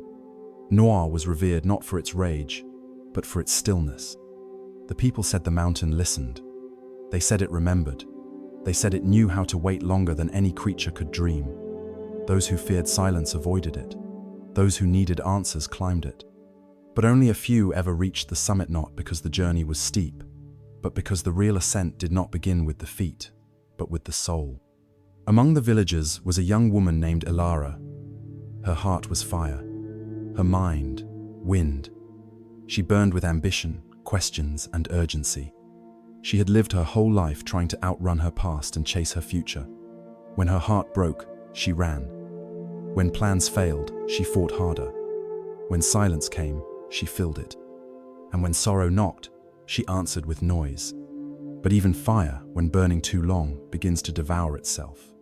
An El Arasso full of will, speed, and defiance zone, Day found herself utterly exhausted. Her victories felt hollow, her losses unbearable. She tried once more to plan her way forward, but nothing gave her peace. She tried to fix what she could, control what she couldn't, but the more she moved, the more everything slipped through her fingers like water. In desperation, she sought the elders. "What must I do?" she asked. "How do I find clarity?" An old man, face carved with time, replied, "Go to the mountain not to conquer it, but to let it teach you what cannot be taught." Ilara scoffed. "I have no time to wait." The elder's eyes did not waver. "That is why you must go." So she packed little. No maps, no companions, no plans, only questions. The path up the mountain was not marked, and for days she wandered its forests and ridges, sleeping under stars and walking through fog. She expected revelation. Instead, she found nothing. No visions, no voices, only wind and stone. She grew frustrated. "Where is the lesson?" she cried aloud one morning, her voice echoing between cliffs. "Why is there nothing here but waiting?" That night, she dreamed of the mountain speaking not in words, but through the shape of the trees, the cold of the stones, the slowness of time. And in the dream, she saw herself running in circles, shouting into the wind while the mountain sat unmoved, ancient, patient. It did not chase, it did not answer, it simply remained. When she awoke, Ilara sat in stillness for the first time in her life. She did not search for answers. She did not plot her next step. She simply breathed. Days passed, or maybe weeks. She lost track, but in that timelessness, something within her began to change. The noise inside her chest quieted. The questions lost their urgency. Her pain, once sharp and blinding, softened into something that no longer begged to be solved, only to be held. One afternoon, she sat on a rock ledge near the summit, watching the clouds drift below her. Suddenly, a hawk appeared in the sky, soaring effortlessly. It did not flap, it did not fight. It simply spread its wings and rode the currents. Ilara realized she had spent her whole life flapping, trying to force everything into place, when perhaps, like the hawk, she needed only to be still enough to ride the wind life was already offering. That evening, as golden light poured across the snow and shadows stretched long and thin, Ilara whispered aloud to the mountain, "Thank you for waiting for me to stop moving long enough to hear what silence has always been saying." She stayed another night, then another. Not because she needed to find something, but because she had finally stopped needing to. When she descended days later, the villagers saw her return not with treasures or revelations, but with presence. She moved slowly, spoke gently, and listened deeply. Her eyes no longer burned, they glowed. And those who encountered her felt something shift inside themselves, like the moment before rain, when the air holds still and everything prepares for renewal. From that day on, Ilara carried the mountain inside her. Whenever the world became too loud, whenever grief or chaos returned, she closed her eyes and remembered the lesson that no words could give. And in time, others came to her not for advice, but to sit in her stillness and remember their own. Tonight, as you prepare to drift into sleep, imagine you are walking a quiet path up a sacred mountain. There are no signs, no directions, just sky, earth, and breath. You walk not to arrive, but to slow, not to discover, but to remember. With each step, let the weight of the day fall behind you. The plans, the failures, the trying. Let them all dissolve like fog in the morning sun. Now picture yourself reaching a stone ledge. You sit. You do not speak. You do not seek. You simply breathe. Inhale soft and deep. Exhale long and slow. Let the silence around you mirror the silence within. Beneath the noise of your thoughts is something older than words, deeper than fear, a vast space that has waited patiently beneath the surface of your rushing. It is the mountain inside you, the part of you that does not break with failure, does not panic when plans fall apart. It watches, it listens, it endures, it knows. Stay here. Let the sky darken. Let the stars appear. You are safe. You are still. You are enough. In this space, healing does not come from fixing. Peace does not come from solving. Growth does not come from racing. They come from waiting, from presence, from allowing the mountain inside you to rise once again, not to tower, but to hold. Let your sleep tonight be your ascent. Let your dreams be the stone ledge. Let your stillness be the summit. And remember, in the most sacred places of your soul, there is a strength not built by striving, but by surrender. Sleep now, mountain soul. The world can wait. The bridge of breath, crossing from fear to freedom with every inhale. There is a place beyond thought, beyond striving, beyond the constant tug of past and future.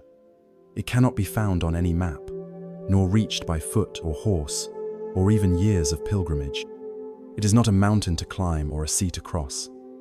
And yet, it is the most important journey a human being will ever make. It is the journey from fear to freedom, from contraction to expansion, from forgetting to remembering, and the bridge that leads there timeless, invisible, always nearest breath.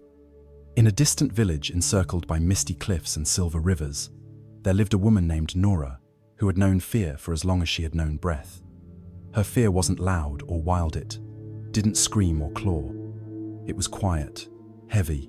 It curled around her bones and nestled beneath her thoughts. She feared losing what she had, feared never reaching what she longed for, feared silence, feared noise, feared even her own longing to be free. Yet every day she woke, folded her fears neatly like clothing, and carried them into her duties.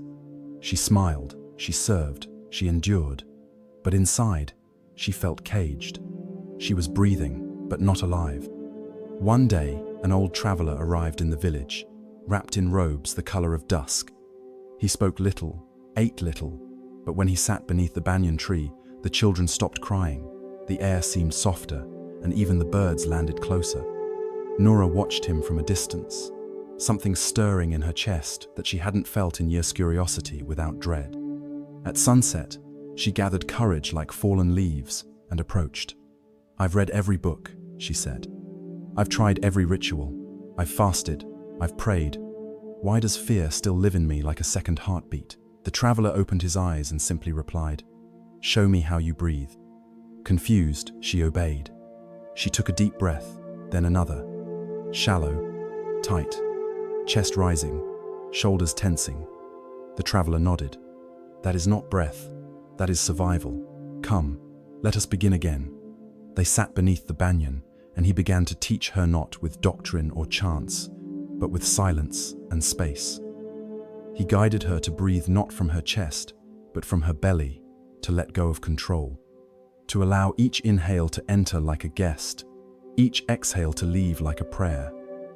"This," he whispered, "is the bridge. It is not a technique, it is your original home." And so Nora began a new kind of journey. Every morning she sat by the river and listened not to sermons, but to her breath. At first, her mind fought. It labeled, it panicked, it demanded distraction, but breath waited, patient, unchanging, always there. She began to notice that with each exhale, something let go: a memory, a fear, a mask. And with each inhale, something returned: softness, presence, clarity. In time, the bridge revealed itself. It wasn't made of stone or wood. It had no rails, no end. It was woven of moments, single, sacred, silent moments, when she allowed her breath to lead and her mind to follow. It carried her across ravines of fear, through forests of grief, into valleys of peace she had never imagined. And the more she walked this bridge, the less afraid she became, not because danger vanished, but because she had learned where safety truly lived. It did not live in control, it lived in presence. One night, long after the traveler had gone, Nora stood at the edge of a cliff beneath a vast ocean of stars. She closed her eyes, placed a hand on her heart, and breathed. Not to change anything, not to escape, but simply to remember who she was when she stopped pretending. And in that space between breath and stillness, she felt it again: the bridge. She felt herself held, not by belief, not by logic, but by something deeper, the same force that turns tides and guides seeds to sprout, the breath of life itself. That was the moment she stopped searching for freedom outside herself. She had found it. It had always been with her, riding quietly on every breath she never noticed. And from that moment on, she lived not from fear, but from remembrance. Tonight, you are invited to step onto that same bridge. As you lie down to sleep, place one hand on your heart, the other on your belly. Do not try to breathe deeply. Let the breath come as it will. Feel the gentle rise of your belly as air enters. Feel the slow fall as it leaves. No judgment, no forcing, just listening. Notice the spaces between breaths, the pause before air returns, the stillness after it leaves. In those spaces, your true self waits, not the one shaped by fear or achievement, but the one who has never been lost. With each breath, let go of the day, not all at once, one piece at a time. With each exhale, release what you no longer need: tension in your shoulders, tightness in your jaw, thoughts that loop endlessly. With each inhale, allow in what you've forgotten: peace, permission, presence. And as the rhythm carries you, realize this: you are crossing, not into dreams, but into wholeness. If emotions arise, let them. They are wind on the bridge moving, not stopping you. If memories appear, let them walk beside you. They cannot follow where you are going unless you invite them. And if silence comes, embrace it. It is not emptiness. It is space for your soul to stretch. Whisper within: I cross the bridge with breath. I release fear. I return home. Let these words become your lullaby. Let your breath become your compass. Let your sleep become not an escape, but a continuation of your return. And remember, whenever you feel lost, overwhelmed, broken, your breath remains, faithfully, silently, offering you the bridge back to peace, to truth, to yourself. Sleep now, gentle soul. The bridge is beneath you. You do not need to leap. You only need to breathe. The fire that burned without smoke, transforming pain into light without destroying yourself. Deep in a forgotten valley encircled by jagged cliffs and ever-turning winds, there was a legend whispered through generations of a sacred fire that burned without smoke, whose flames gave off no destruction, only illumination. Unlike any fire known to man, it did not consume wood or fuel. It burned in silence, glowing in the hearts of those who dared to enter the valley during their darkest nights. It was said to reveal not just the path ahead, but the truth within if you were brave enough to face it. In a village nearby lived a man named Rami. He was not a warrior or a monk, not a poet or a sage. He was, in every sense, ordinary except for the storm he carried in his chest. From a young age, Rami had endured what he never spoke, of griefs that stacked upon one another like stones on his shoulders. He had become a master of hiding, smiling when he felt broken, offering kindness even when he felt empty. The world praised his strength, but inside, he was unraveling. One evening, after a sleepless night where his pain grew louder than his thoughts, Rami wandered into the forest, following no map, only an instinct. Days passed. He ate little, spoke to no one. Something inside was pulling him forward, not toward escape, but towards something deeper than answers. When his legs finally gave way, he collapsed at the foot of the valley, unaware that this was the very place the story spoke of. The night fell without a moon. Darkness stretched in every direction. Rami sat in that void, too exhausted to move, too empty to hope. And that's when he saw it not far away, a soft flickering glow, golden and alive. A flame hovered just above the earth, dancing in absolute stillness, as if the stars had chosen to live among men. Rami crawled closer, breath shallow, eyes wide. There was no heat, no smoke, just light. The fire pulsed like a heartbeat, and within its glow he began to see something astonishing: images from his own life. Not memories in the way he remembered them, but moments viewed through a different lens. He saw his younger self crying silently in his bed, not as a victim, but as a boy who had survived. He saw the heartbreaks that once crushed him, not as losses, but as initiations. He saw the people who hurt him not as enemies, but as mirrors, reflecting wounds they didn't know how to name in themselves. And most of all, he saw the person he had become. someone who had learned to carry his pain with grace, even if it cost him everything. Tears streamed down his facinot from sorrow, but from recognition. The fire wasn't showing him something new. It was showing him what had always been true, that the pain he thought had weakened him had actually made him deeper, more compassionate, more real. The fire did not burn him. It warmed him, not with heat, but with truth. Hours passed, or perhaps years. Time bent inside that glow. And as Rami sat with the fire, he felt something release. Not an explosion, not a breakthrough, but a quiet softening, like ice that forgets it was ever cold. He understood now. Transformation doesn't always roar. Sometimes it whispers. Sometimes it glows. And sometimes, the most powerful healing happens not by erasing pain, but by learning to hold it without being consumed. When dawn crept into the valley, the fire dimmed, but it did not go out. It entered his chest and stayed there, quietly. He rose, no longer the same man who had fallen to the earth. He didn't feel fixed. He felt whole. Not because his wounds had vanished, but because he had finally chosen to stop hiding them. He walked out of the valley carrying the sacred fire inside him, and everywhere he went, others felt a warmth they couldn't explain, a softness in his voice, a calm in his presence, a light that didn't blind but reminded. Rami never told the full story. He didn't need to. People didn't need explanations. They only needed someone who had learned how to sit with their own darkness without flinching and return with light. Tonight, as you lay your head down, close your eyes and picture yourself standing at the edge of your own valley. Behind you, the pain you've hidden, the grief you've buried, the weight you've carried in silence. Before you, a single golden flame, flickering not with heat, but with presence. It does not burn to destroy. It burns to reveal. Sit before this fire in your mind. You do not need to say anything. You do not need to fix yourself. Just be still. Let the fire show you your story not as your mind tells it, but as your soul remembers it. See the places where you broke open and became more open. See the moments you felt alone and how they gave birth to strength. Watch the faces of those who hurt you and the way you still chose to love, to grow, to continue. With every inhale, invite the fire closer. Let its glow move into your chest. Let it warm the cold corners you've ignored. Let it soften the places you thought you had to keep hardened just to survive. With every exhale, release the lies you've believed about your pain, that it made you weak, that it ruined you, that it must be hidden. Breathe out every version of yourself that thought you had to be perfect to be worthy. Now, rest in the light. This fire within you doesn't ask you to be unbreakable. It asks you to be honest, to be gentle, to stop running, and to know that even your darkest chapter was part of your becoming.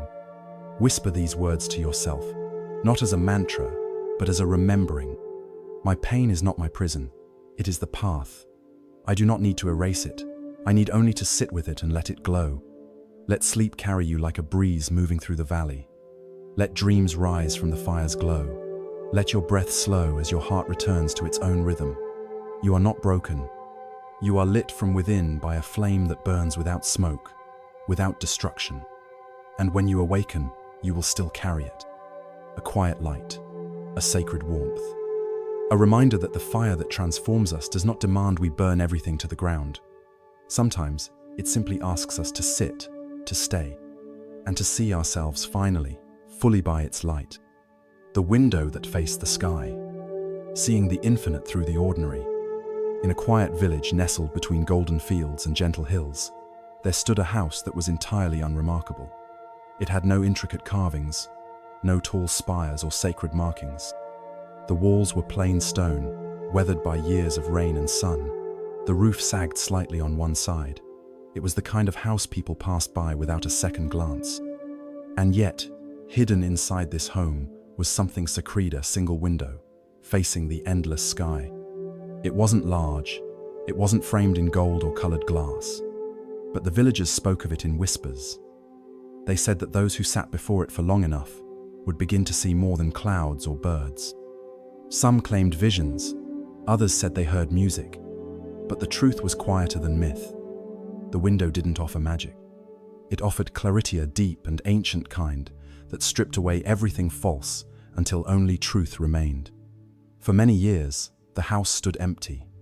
Generations came and went. The village grew, but fewer and fewer remembered the window. Until one day, a boy named Sammy, barefoot, curious and weary in ways no child should be, wandered into the abandoned home. Sammy's world had already taught him too much about disappointment. His father had left without explanation. His mother worked long hours and spoke in tired sentences. His days felt like walking through fog, heavy and shapeless. But something inside him stirred when he passed that old house. A quiet pull, like gravity, guiding him towards something he didn't yet understand. He stepped through the broken doorway. Dust danced in the light. Floorboards creaked, and then he saw at the window, a single square of open space that framed the sky like a painting. Nothing else in the room caught his eye. Not the worn table, not the broken chair, only that patch of sky, wide and wild and quietly infinite. Sammy sat on the floor before it. At first, he saw only clouds, a bird in flight, the changing colors of the afternoon, but something inside him softened. Without realizing it, his thoughts began to slow. His usual worries, the tests, the chores, the way his chest tightened when people asked about his father drifted to the edges of his awareness. He wasn't trying to understand the sky. He wasn't trying to fix his feelings. He was just watching. Hours passed. The sun began to lower. Shadows stretched across the floor. And then it happened, not a vision, not a voice, but a subtle shift inside him. The sky hadn't changed, but he had. For the first time, he wasn't staring outward looking for something. He was being mirrored. In the vast openness of the sky, he saw himself not as broken, not as small, but as something spacious and quiet and alive. He returned the next day, and the next. Over time, the villagers began to notice. Sammy was still quiet, still the boy who had known sorrow. But something had changed. He seemed anchored. His presence was calm, like a pond that reflects the moon without effort. When people asked what he had seen, he said only, "I saw the sky." And those who truly listened understood that he wasn't speaking about clouds. Years passed. Sammy grew. The house was repaired, but the window remained untouched. Others began to visit. Some stayed for minutes, others for days. But all left with something different in their eyes. And the house, once forgotten, became a place of return. Not for answers, but for presence. The window never changed. It remained plain and open. But those who looked through it were changed. Because what it offered was not a glimpse of something else, but a reflection of what we forget when the world becomes too loud. That stillness is already within us, waiting to be seen. Tonight, before sleep takes you, close your eyes and picture yourself walking toward that quiet house. The door is open, the room is empty. There is no one else there, only you, and the window that faces the sky. You step inside and sit, not because you must, but because some deep part of you remembers that you've been here before. Maybe in a dream, maybe in a childhood moment long buried, maybe in a breath you once took before the world told you to keep moving. Now, see the window before you. Let its light wash over your face. Outside, the sky stretches endlessly, not filled with answers, but with space, the kind of space your soul has been longing for. Let your thoughts rise like clouds. Let them drift. You do not need to chase them. You do not need to solve them. Just watch. With every inhale, feel your chest expand, not just with air, but with openness. With every exhale, release the pressure to be anyone other than who you are right now. You are not here to perform. You are not here to plan. You are here to see what lies beneath the noise, beneath the stories, beneath the fear. You are here to remember. And if tears come, let them. If stillness comes, welcome it. If all you feel is fatigue, allow it to be. The sky does not judge the wind. The window does not close when it rains. And your breath does not abandon you when you're sad. Sit longer. Let the sky inside the window become the sky inside your mind. Let the same space that holds stars hold your thoughts. Let the same calm that steadies clouds steady your soul. And before you drift into sleep, whisper gently, not as a command, but as an offering. I do not need to fix the sky. I only need to see it, and in seeing, I remember myself. Now let go. Let the sky carry you. Let your breath be the breeze that passes through the open window of your mind. And let this night be not a break from life, but a return to what you've always known, that peace isn't a place you find, it's the space you allow. And sometimes, all it takes is a quiet room, and a window facing the sky, the garden that grew in silence, cultivating a life without forcing anything. There once was a garden that no one planted. It lay hidden behind an old monastery tucked between two low hills, where the wind moved gently and time itself seemed to pause. The monks who lived there never spoke of it. There were no paths leading to it, no fences to protect it, no signs to boast of its beauty. It was simply there, overgrown, alive, and undisturbed. Birds nested in its branches. Wildflowers bloomed in unpredictable places. Herbs twisted their way through cracks in the stone. Every season, something new emerged, and every season, something old quietly disappeared. Most people passed the monastery without ever knowing it existed. But those who stayed long enough, who slowed down, who grew quiet, would eventually find themselves there, as if led not by maps, but by some instinctive pull towards stillness.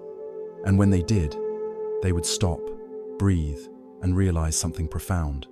That life had been growing, blossoming, and renewing itself here without a single command, without a single plan. Among the monks was a young man named Tenzin. He had come to the monastery not out of faith, but out of exhaustion. Life in the world had hardened him. He was always chasing something: success, approval, perfection. And no matter how fast he ran or how high he climbed, it never felt like enough. He was tired of proving, tired of fighting, tired of the constant inner noise. He came seeking peace, but even in the monastery, he brought with him the habits of his past. He rose early, worked relentlessly, meditated with intense focus, and still he felt tight, heavy, trapped. One day, after yet another silent meditation session that left his body sore and his mind buzzing, he wandered out of the prayer hall and followed a trail of butterflies through the trees. He didn't know where he was going, and for once, he didn't care. That's when he stumbled upon the garden. It appeared suddenly, like a breath he hadn't realized he was holding. Everything was lush, chaotic, unplanned, and yet, it was the most peaceful place he had ever seen. Tenzin sat down on the grass, stunned. How could this wild mess be more soothing than all the hours of disciplined practice? How could something so untouched, so undone, feel so complete? And then it hit him. The garden wasn't trying to be anything. It wasn't striving. It wasn't organizing itself.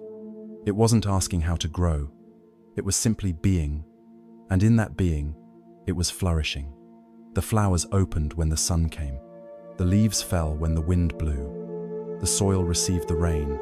The roots drank when they needed, and everything else was surrender. He returned the next day, and the next. At first, he just sat. Then he began tending small patches, not to impose order, but to participate in its quiet rhythm. He cleared away a few fallen branches, not because they were messy, but because he wanted the sunlight to reach a sapling. He trimmed a vine not to control it, but because he could feel it asking to breathe. He didn't garden to fix, he gardened to listen. Seasons passed. Tenzin changed. He still meditated. He still prayed.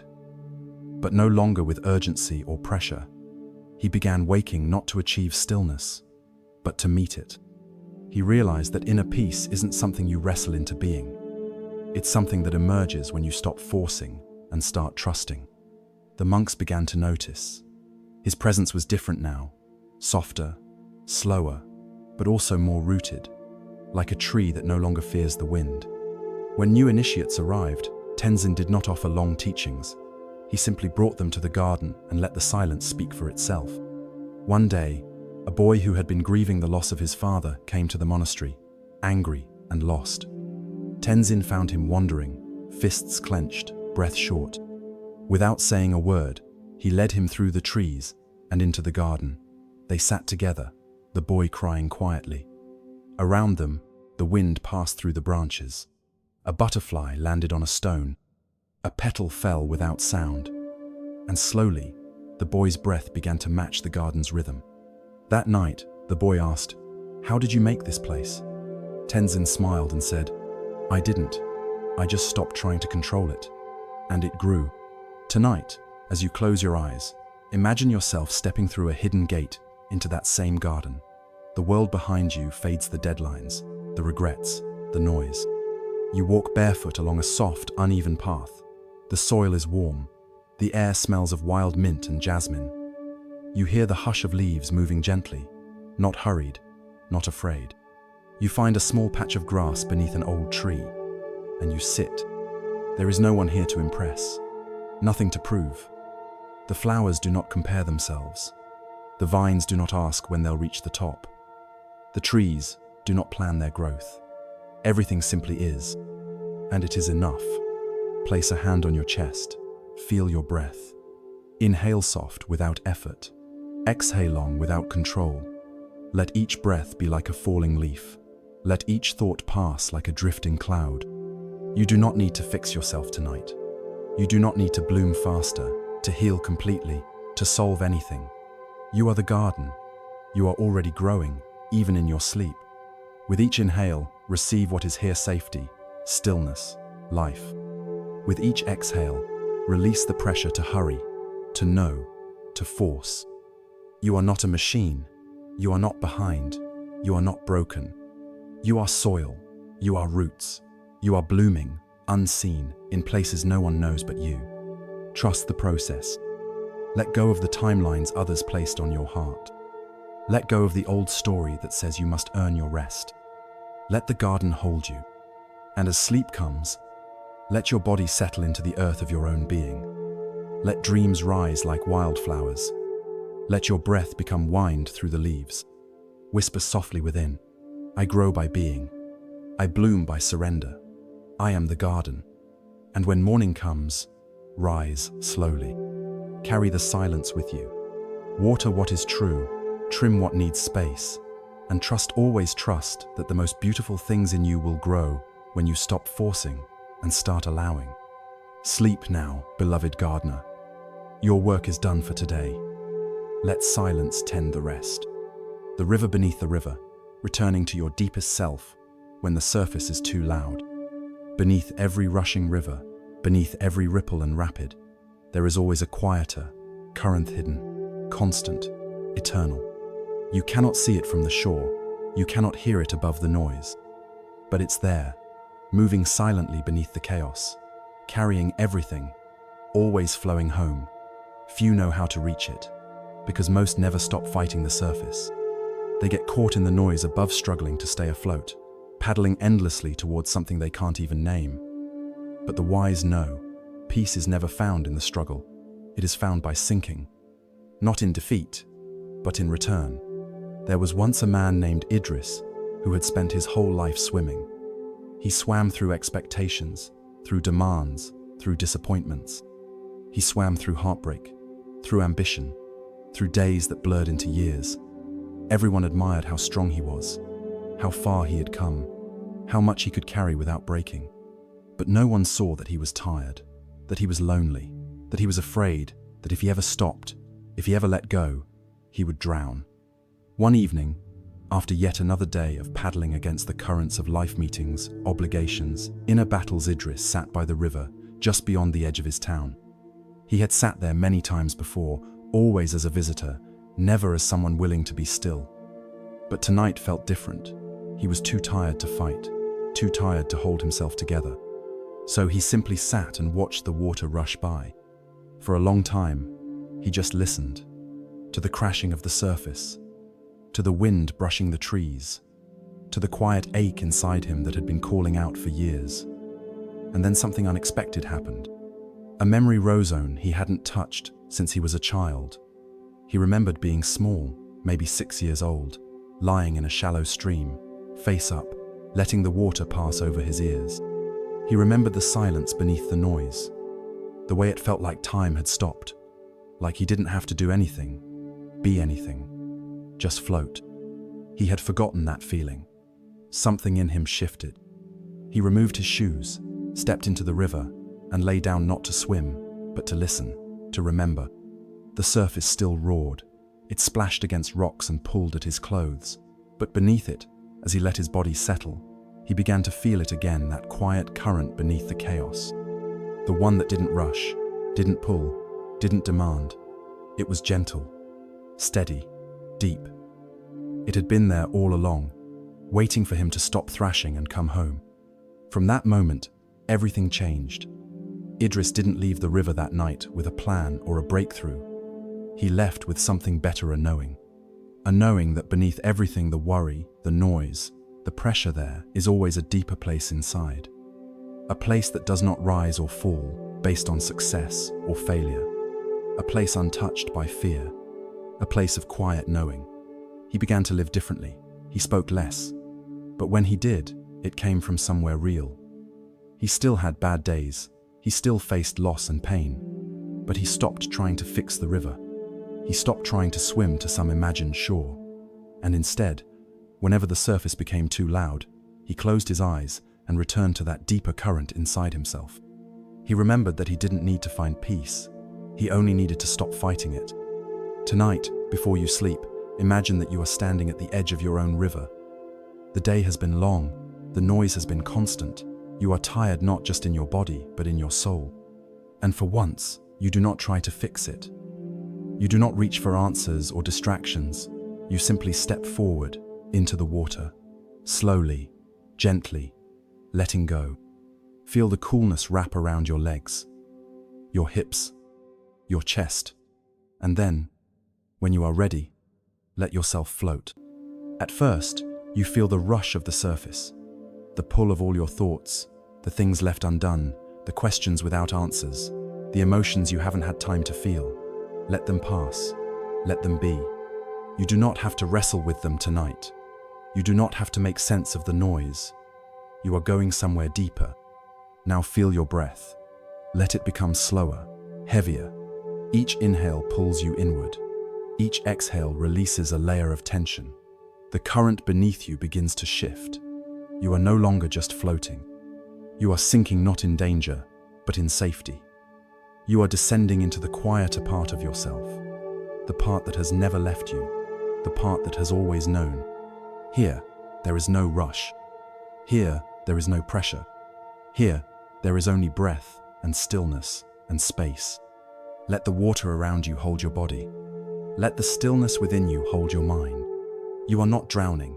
You are remembering how to rest. Let go of the day. Let go of the effort. Let go of needing to understand. You are not meant to solve anything tonight.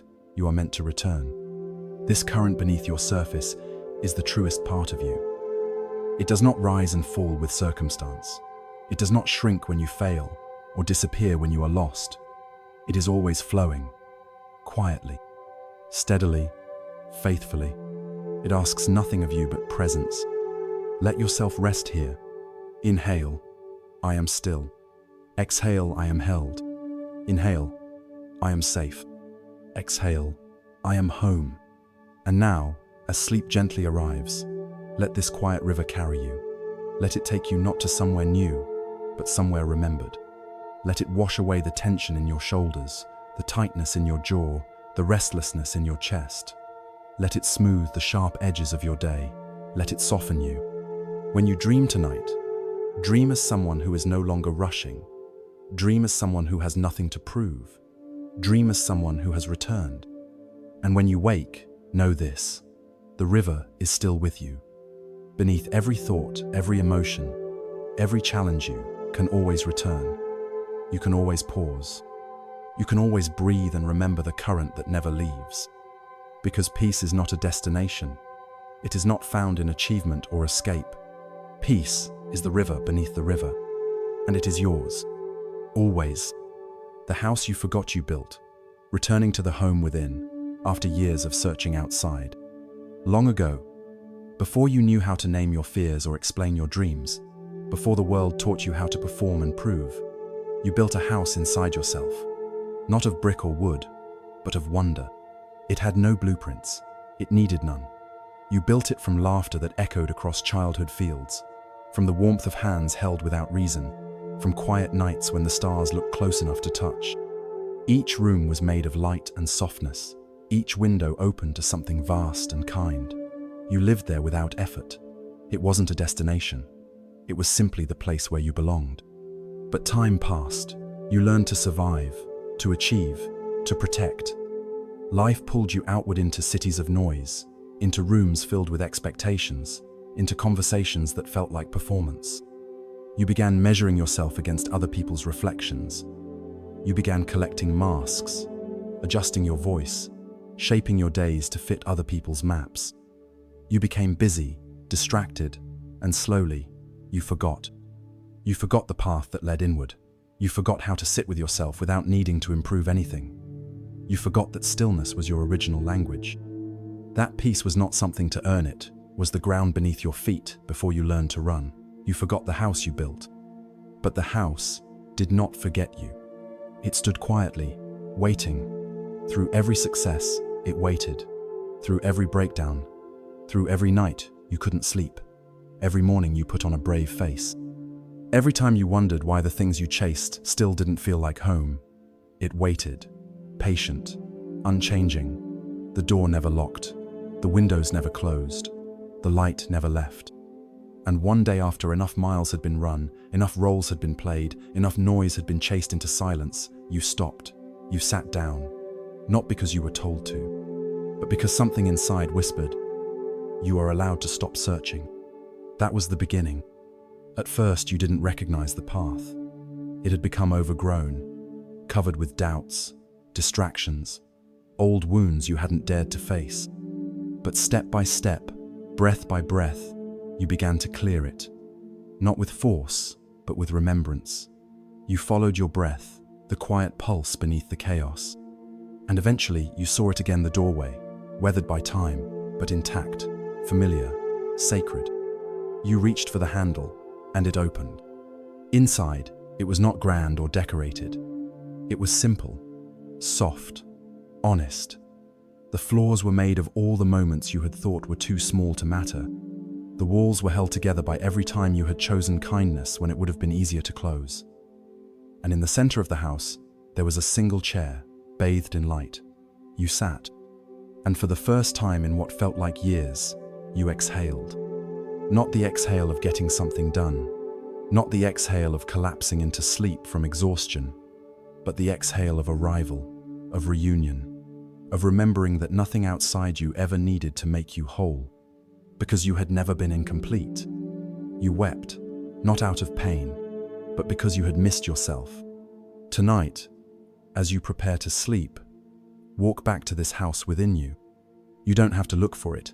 It is already here. You find it not by searching harder, but by softening, by turning down the volume of everything pulling you outward. Close your eyes and imagine yourself standing at the edge of a quiet forest. The sky is dusky blue. The air is warm. And just ahead, half covered in vines and moonlight, is the home you built long ago. You walk slowly. There is no rush. With every step, your shoulders lighten. With every breath, your heartbeat steadies. You arrive at the door. You place your hand on the wood. You feel its warmth, and it opens. Inside, everything is as you left it, not perfect, but true. You are not here to judge. You are not here to fix. You are here to be. You walk through each room. You see the kitchen table where your younger self used to imagine. You see the window where dreams once rested like sunlight. You see the mirror, not the one that shows your face, but the one that reflects your presence. You sit in the chair. You place a hand on your chest, and you breathe. You do not need to explain. You do not need to prepare for tomorrow. You do not need to answer anyone's questions, not even your own. You are home now. You are safe. With each inhale, feel the walls of this inner house hold you. With each exhale, feel your body sink deeper into rest. With each breath, feel the reunion happening inside you, not with ideas, but with essence. Let go of the pressure to do. Let go of the stories that told you rest must be earned. Let go of the voice that says your worth must be proven. You are not here to perform tonight. You are not here to achieve healing. You are here to remember that you are already wholened. that the deepest parts of you have never been lost, only waiting. Stay in this house as long as you need. Let it shelter your dreams. Let it wash the noise of the world from your skin. Let it remind you, again and again, that you are enough, even when you are silent. Especially when you are silent. And as you fall into sleep, let this truth be your lullaby. I have nothing to chase. I have nowhere to be. I am already home. Sleep now, not as someone trying to escape, but as someone who has returned. Tomorrow will come. Life will move again. But the house will remain. It is always here. And so are you. The bell that never rang, hearing the call of your life in the silence you avoided. In a faraway land, hidden behind layers of forests and old hills, there stood a temple with a bell that had never rung. The bell was large and beautifully forged, cast from sacred metals gathered from across the world. It hung high above the temple's courtyard, suspended by ropes that were never pulled. The monks who lived there swept its steps every morning and bowed to it each evening, but no one ever touched the rope, not once in generations. And yet, they called it the heart bell. When asked why no one rang it, the monks would answer only with smiles. Visitors were left puzzled. Some believed it was sacred and forbidden. Others said the sound would be too powerful for ordinary ears. But the truth was far more subtle, and it lived in the silence that surrounded that bell. Years passed, and the bell continued to wait. In a village beyond the eastern hills, a woman named Syra had grown tired of the noise in her life. She had spent years chasing purpose, fighting to be heard, battling to be enough in a world that praised only those who were loud. She had been a teacher, a caretaker, a partner, a daughter, wearing each role like a costume, trading one mask for another, depending on what the day demanded. But each night, alone in her room, she felt the same thing. Something in her was missing. Something deep, quiet, ancient. Not a dream, not a goal. Something older than ambition. She didn't know what it was, only that it called to her through the stillness she had avoided for years. One night, without telling anyone, she packed her bag and walked away from the life she had built. No explanations, no map. She just followed the pull, soft but undeniable, that guided her beyond the edges of what she understood. After many days and many miles, she reached the temple. It was nearly dusk, the sky painted with gold and indigo. The courtyard was empty. The wind whispered through prayer flags. And there it was, the bell, unmoved, waiting. Sarah didn't speak. She didn't ask permission. She didn't think about whether she was worthy. She simply walked to the foot of the bell and looked up. She could feel it, not the urge to ring it, but the reason it had not been rung. The silence around it wasn't emptiness. It was fullness. It was weight. It was presence. A monk approached, slow and calm, and sat beside her. After a long pause, he said, "This bell was not made to ring loudly. It was made to be felt." Syra turned toward him. "Then why does it feel like it's calling me?" He smiled gently. "Because you're quiet enough now to hear it." Tears filled her eyes. She had spent so long listening for something loud: success, recognition, answers. But the true call of her life had never come with noise. It had always been beneath the surface. Not in what the world shouted at her, but in what her soul whispered when she dared to stop moving. The bell hadn't been silent. She just hadn't been still enough to hear it. She stayed in the temple for days. Not as a guest, not as a seeker, just as someone willing to stop pretending. She sat beneath the bell each morning, not waiting for it to ring, but letting it teach her how to listen without expectation, to listen without interpretation, to simply be with the silence and feel it hold her. What she discovered there changed her life, not with a roar, but with a whisper. She realized the bell was a mirror. It reflected her longing, her exhaustion, her depth, and the silence around it was the space she'd never been given to know herself. She began to remember who she was before the noise, a child who once sat alone in her backyard watching leaves fall and feeling completely whole, a girl who wrote poems and didn't show them to anyone, a soul who didn't need to prove her worth because she hadn't yet forgotten it. She didn't stay at the temple forever. She wasn't meant to. But when she left, she carried something different. She no longer chased the loud. She no longer feared the quiet. She walked through the world with a stillness that made others pause. Not because she said wise things or carried spiritual titles, but because when you were near her, you felt the bell that had never rung, pulsing in the space between words. She didn't need to speak often. Her presence rang in silence. And so can yours. Tonight, before you sleep, come back to the bell. Close your eyes and imagine you are standing in that ancient courtyard, dusk falling softly around you. The world has gone quiet. All your obligations, your roles, your responsibilities, they are behind you now, like distant echoes. You are alone, but not lonely. You are with yourself. In the center of the courtyard stands the bell. Massive, still, waiting. You walk slowly toward it, not to ring it, not to wake it, but to meet it, because something in it is something in you. You sit down before it. You breathe. One breath in, one breath out. You do not ask questions. You do not seek visions. You simply allow the silence to arrive. At first, your thoughts may swirl. Your body may resist. That's okay. You are not here to escape your noise. You are here to become quiet enough that you no longer fear it. Let your breath anchor you. Let your shoulders drop. Let the silence begin to deepen not just around you, but inside you. You are not empty. You are spacious. You are not waiting for anything. You are arriving in everything. Stay with the bell. Let its stillness become your stillness. Let it show you that what you've been seeking has never been missing, only buried beneath the layers of noise you were taught to accept as normal. With each breath, whisper gently within, I do not need to make noise to be real. I do not need to be loud to be alive. I am already whole in my silence. And now, let go. Let go of trying to find peace. Let go of trying to be wise. Let go of trying to fix what was never broken. Sleep will come now, not to carry you away, but to carry you home, into the stillness, into the center, into the soundless call of your life. And if you wake tomorrow with tears on your cheeks or a softness in your chest, know this: the bell rang, not through the air, but through your being. It always does for those willing to stop and listen. The cave that refused to echo, learning to hear only what truly belongs to you. There was once a mountain range so vast that even the birds who lived there had never seen its end.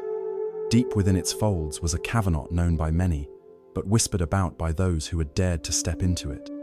The cave was unlike any other. It was not dark or cold. It wasn't filled with bats or secrets scrawled on walls. What made it extraordinary was something no one could quite explain. It never echoed. No matter how loudly you shouted, how many times you clapped or stomped your feet, the sound stopped immediately after it left your mouth. It didn't bounce back. It didn't linger. And while most travelers found this unsettling, expecting to hear the comfort of their own voice return, some stayed, drawn to the silence that absorbed everything and gave nothing back.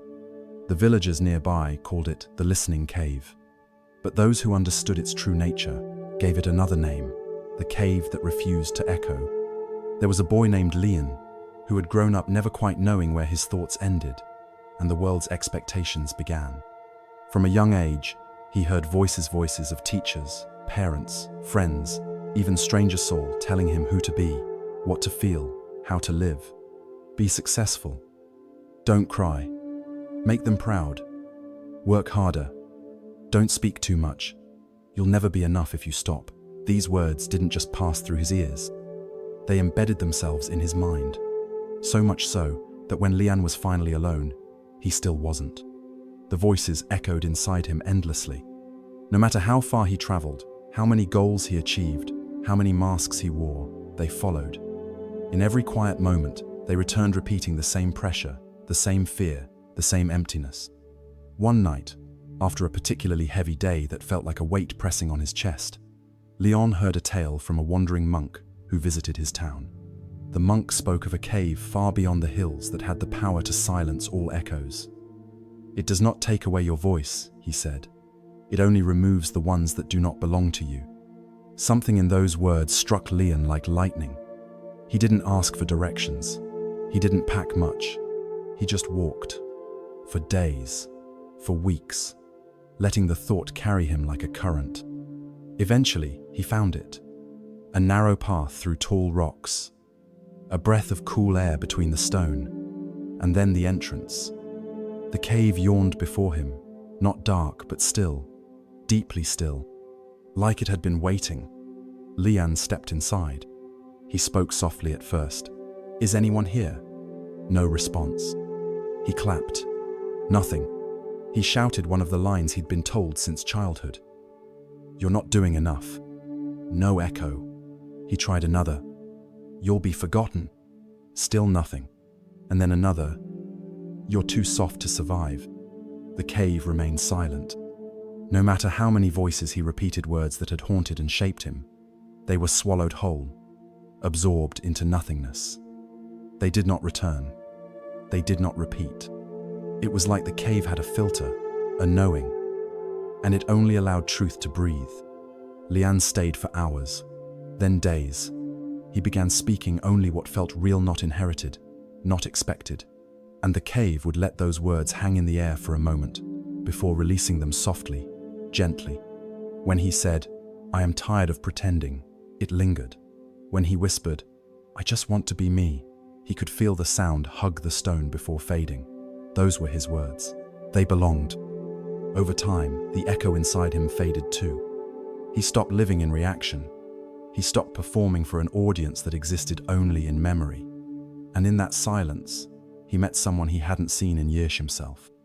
When Lian finally left the cave, he didn't return to his village with stories of miracles or magic. He didn't claim to be transformed. But when he spoke, it was different. His words no longer begged for approval. His voice no longer carried the weight of borrowed beliefs. He spoke simply, honestly, and in his silence people felt peace. Tonight, before sleep takes you, imagine you are standing at the entrance of that cave. You've carried so many voices for so long. You're behind. You should have done more. You're not enough. Be stronger. Be quieter. Be what they expect. But tonight, you enter a place where only your truth can exist. Step inside. There is no echo here, no mirror of your shame, no repetition of your fears. Speak the thoughts that have haunted you. Let them fall into the space. Let them dissolve. Then try a truth. "I am tired." The cave welcomes it. Another. "I do not have to be everything." The cave nods in silence. Another. "I miss the part of me that didn't need to prove anything." The silence stretches wide to hold it. With each breath, let the voices that do not belong to you fall away. With each exhale, release what was never yours to carry. You are not who the world says you must be. You are not the echo of other people's fear. You are the one who listens now, not to noise, but to knowing. Let yourself sink deeper into the cave. It is not cold. It is not lonely. It is sanctuary. Here, you meet yourself again. Not the polished self, not the perfect self, but the honest one. And now, as you lay down to sleep, feel the cave form inside your chest. A quiet, echoless space. Let your mind speak its last thoughts of the day without judgment. Let your breath soften. Let your body melt into the stillness. You are not too much. You are not too little. You are not behind. You are here. And this silence, the one that doesn't repeat your fears, this is where you truly live. Whisper softly before sleep takes you. "I let go of all that does not belong to me. I hear only what is true." And in this silence, I return to myself. Sleep now. The echoes are gone. Only your soul remains. You said, "Why you give nay half line? Give me complete line in each story. The door that opens inward, finding everything you were looking for by turning around." There is a story told in whispers among sages that the most important door you'll ever find in life doesn't stand before you, it lives behind you. Not because it was hidden or locked or built with secrecy, but because most people never think to turn around. They spend their lives walking forward, chasing meaning, searching for something more, climbing ladders, knocking on gates, pressing ahead with urgency. They pass temple after temple, teacher after teacher, moment after moment. But the treasure they seek always seems just out of reach. And they grow weary, because no matter how far they go, they still feel the ache of something missing. There was once a man named Aaron who had this ache. From the outside, he looked complete. He had the life many dreamed of, was respected, accomplished, surrounded by people who admired him. But at night, when the crowds disappeared and the applause faded, there was a silence he couldn't escape. It wasn't the silence of peace, it was the silence of disconnection. No amount of success had filled the emptiness inside. And so he kept moving. More books, more goals, more experiences, hoping one would finally quiet the hunger. He traveled far and wide to find what he thought he needed. He climbed sacred mountains and meditated under ancient trees. He walked deserts alone and visited monasteries tucked into the clouds. Each place gave him something: a new insight, a new practice, a new piece of the puzzle. But none gave him peace. Every lesson left him still seeking. Until one evening, at the edge of a cliff overlooking a vast and golden valley, Aaron met a quiet old woman. She was sitting alone, legs folded beneath her, a small cup of tea cradled in her hands. He greeted her, and she smiled. "You look like a man who has walked 1,000 miles, she said. "And still, you haven't arrived." He nodded. He didn't have the energy to pretend anymore. She motioned for him to sit beside her. He did. After a long silence, she said, "You've spent your whole life knocking on doors that weren't meant for you, not because they were wrong, but because they were facing outward." He frowned. "What does that mean?" She pointed to his chest. "The door you're looking for, it doesn't open forward, it opens inward." Something in him stirred. Not understanding, but recognition. He stayed with her until nightfall, speaking little. Before she left, she said one final thing. "To open that door, you must stop running. You must be willing to be still long enough to turn around." That night, Aaron made a choice. He found a small clearing near the cliff, sat down, and stopped. He didn't try to think. He didn't try to breathe in a certain way. He simply let the urge to chase dissolve. At first, it was uncomfortable. His thoughts screamed. His body twitched. But he stayed. And slowly, gently, a shift happened, not in the world, but in him. He realized he had been carrying the door all along. It was never outside. It was never locked. He just never looked for it in the silence. He turned inward, and what he found was not an answer. It was not a map. It was a presence. Warm, timeless, kind.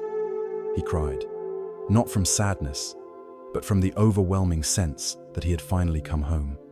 From that day on, Aaron changed. He still traveled. He still learned. But he no longer sought. He walked not to escape, but to express the peace he had found within. People began to notice something different about him. Not louder, not wiser, just deeper. When he spoke, others felt stillness. When he listened, others felt seen. And when he was silent, others felt safe. He never forgot the lesson of the inward door. And now, neither will you. Tonight, as the world quiets and you prepare to rest, close your eyes and picture yourself walking down a long, winding path. It has taken you through storms and sunshine, across valleys of doubt and peaks of hope. And now, at the edge of this road, you stop. You realize there is nowhere left to go. Not because your journey is over, but because the destination was never forward, it was inward. You take a breath, and you turn around. Behind you, within you, there is a door, not made of wood or stone, but of awareness. It doesn't open with force, it opens with surrender. You place your hand gently on it, and it opens. Inside is not a room, not a treasure chest, but a vast open space that feels like memory, like music without sound. You step into it, and suddenly, you feel yourself returning to the part of you that was never lost, only forgotten. Returning to the breath you once took before the world told you to hold it in. Returning to the stillness that was with you even when your life was moving too fast to notice. Let your breath slow. Let your thoughts soften. Let the walls of the day fall away. You are no longer searching. You are no longer chasing. You are home. Inhale deeply, I turn inward. Exhale slowly, and I find peace. Again. Inhale, I already hold what I was seeking. Exhale. I do not need to reach. I only need to remember. Tonight, sleep not as a person trying to arrive somewhere, but as a soul that has arrived. Let dreams rise from this space. Let your body rest in the knowledge that the journey was not wasted. Every step you took, every place you visited, every question you asked it all led here. To this moment, to this breath, to this door that was always yours. Whisper within, I do not need the world to open for me. I open to myself, and in doing so, I become whole again. Now rest. The door remains open, and you are exactly where you were always meant to be. The thread in the wind, remembering you were always being woven, even in the chaos. In a quiet village surrounded by high grasslands and long-forgotten trails, an old woman lived alone in a small house made of stone and wind. Her home was simple. One room, one chair, and thousands of threads hanging from the ceiling, each one a different color: crimson, indigo, gold, earth, and ash. Villagers called her the Weaver, though no one ever saw her weave. They only saw her walk the hills with her hands outstretched, gathering things that no one else seemed to value: broken feathers, torn fabric, stray hairs, pieces of bark, even shadows.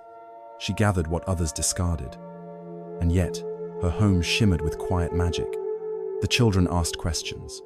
What are the threads for? Why do you collect broken things? Do you even make anything? And she would only smile, her eyes holding stories too vast for words. One evening, a boy named Aaron came to her door. He wasn't looking for answers. He was looking for rest. Life had been unraveling. His dreams had scattered like dust. His days no longer made sense. He had tried to hold things together: relationships, ambitions, responsibilities, but everything kept slipping through his fingers. He felt like a thread that had lost its place in the cloth, invisible, forgotten, useless. The old woman welcomed him without question. She gave him tea in silence, letting the room speak for itself. After some time, he noticed the threads swaying gently in the breeze from a window left slightly open. Some were tangled, some frayed, some nearly invisible, but together they created a quiet, living tapestry, unstructured, imperfect, yet breathtaking. He asked, "What is this? It looks like a mess, but somehow it feels like it's exactly how it should be." She nodded. "Because it is. These threads come from those who believe their stories are broken. What they don't see is that every thread, every moment, every scar, every silence is part of a greater weave. I do not force them into a pattern. I let the wind show me where they belong." He looked at her, unsure. "But I feel like I don't belong anywhere." She handed him a single thread from the ceiling, worn, soft, faded blue. "Hold this," she said. "Close your eyes. Think of the moments in your life that felt meaningless, painful, or forgotten. Feel them. Don't run. Just hold them in your hands." He did. And as he breathed, something strange happened. Each memory flickered like an image stitched into the thread nights spent alone. Words left unsaid, failures that haunted him, losses that never fully healed. And yet, there was no judgment, no shame, only stillness, as if the thread wasn't showing him what was broken but what had made him whole. She whispered, "Even the wind follows a path, though it cannot be seen. You are not unraveling, you are being woven, but you cannot see the pattern until you stop trying to control it." Aaron stayed for 3 days. He didn't learn how to weave. He didn't need to. What he learned was simpler, deeper, and far more powerful, that the life he thought was falling apart had actually been falling into place, but in a design he couldn't yet see. When he left, the woman gave him the thread. "Tie it somewhere you'll forget about it," she said. "Let it remind you when things feel lost that nothing is ever wasted. Not pain, not silence, not even the wind. Tonight, as you lie down to sleep, close your eyes and imagine you are standing in that quiet stone house, the wind breathing gently through the windows. Around you hang thousands of threads, all moving slowly as if stirred by something wiser than gravity. You walk through them, feeling them brush against your skin, some soft, some coarse, some nearly weightless. Each thread is a piece of you. The joy you felt as a child before you knew what fear was. The sorrow that broke you open and left space for compassion. The nights you thought you wouldn't survive and did. The quiet mornings where you chose to begin again without applause. The moments you were kind, when no one was watching. The memories you tucked away, thinking they no longer mattered. The longing you carry for something more, even when you can't name it. Let these threads wrap around you, not to bind you, but to hold you. You are not a loose end. You are not forgotten in the pattern. You are not too late, too broken, or too far gone. You are being woven still. Each inhale, draw in the thread of presence. Each exhale, release the thread of expectation. With each breath, imagine these threads connecting not in straight lines, but in spirals, in curves, in the kind of quiet order that only the soul understands. You do not need to see the full design. You only need to trust the weaver. You are the thread and the tapestry. You are the wind and the pattern. You are the chaos and the meaning waiting to be seen. Let go now. Let go of trying to make sense of every loose strand. Let your body rest in the knowing that even in stillness you are being carried. Whisper to yourself, I do not need to be finished to be beautiful. I do not need to understand to be part of the whole. I trust the hands that are weaving me. Sleep now, not to escape the story, but to sink deeper into the fabric of it. And when you wake, know this. The thread is still there. The wind is still moving. And you are still part of something vast, kind, and unfolding exactly as you were meant to be. The mirror with no reflection, seeing who you are when the image fades. Deep in the mountains, where clouds kissed the earth, and silence blanketed everything like a sacred veil, there was a monastery known only by those who stopped searching. It had no gates, no signs. No path leading to it, only a feeling that gently tugged at certain souls when they were ready to see beyond what eyes could offer. Inside that monastery was a room, empty, simple, untouched by time. At the center stood a single object, a mirror, but not like any mirror the world had known. This mirror, no matter who stood before it, showed no reflection, no face, no body, no image at all.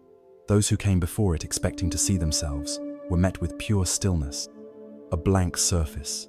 And in that emptiness, something powerful began to happen. There was once a man named Elian who had spent his whole life perfecting the image he presented to the world.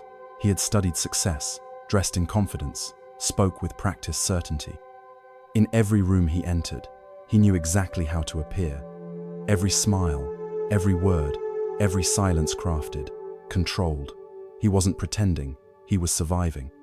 Because somewhere along the way, he had been taught that being real was dangerous, that vulnerability was weakness, that honesty was risk. So he became the image. But over time, the image began to crack. Despite admiration, he felt unseen. Despite praise, he felt hollow. Despite always being enough in others' eyes, he never felt enough in his own. One night, after yet another event where he had said all the right things but felt nothing, Elian sat in his room and wept. Not loud, not theatrical. Just quiet tears that came from the deepest place inside a place that hadn't been touched in years. He didn't know what he was mourning, only that he couldn't keep holding up the mirror anymore. The next day, he left, without a destination. Just a pull in his chest, an ache in his soul that whispered, "Go where you don't need to be seen to be real." Weeks passed, mountains rose around him, and one day, the fog parted to reveal the monastery. He entered the room, stood before the mirror, and saw nothing. At first, he thought it was broken. He leaned in, adjusted the light, wiped its surface, but the mirror remained empty. Frustrated, he whispered, "Why can't I see myself?" From the doorway, a monk answered softly, "Because this mirror was not made to show you your face. It was made to show you your truth." Elian turned. "But how can I know who I am if I can't see myself?" The monk stepped beside him. "You've spent your life looking outward at reflections, reactions, roles. This mirror removes all of that. It invites you to feel, not see." The monk placed a hand over Elian's heart. "Close your eyes. Ask not what you look like. Ask what you are." Elian obeyed. And in the darkness behind his eyes, something began to rise. Not an image, but a sensation.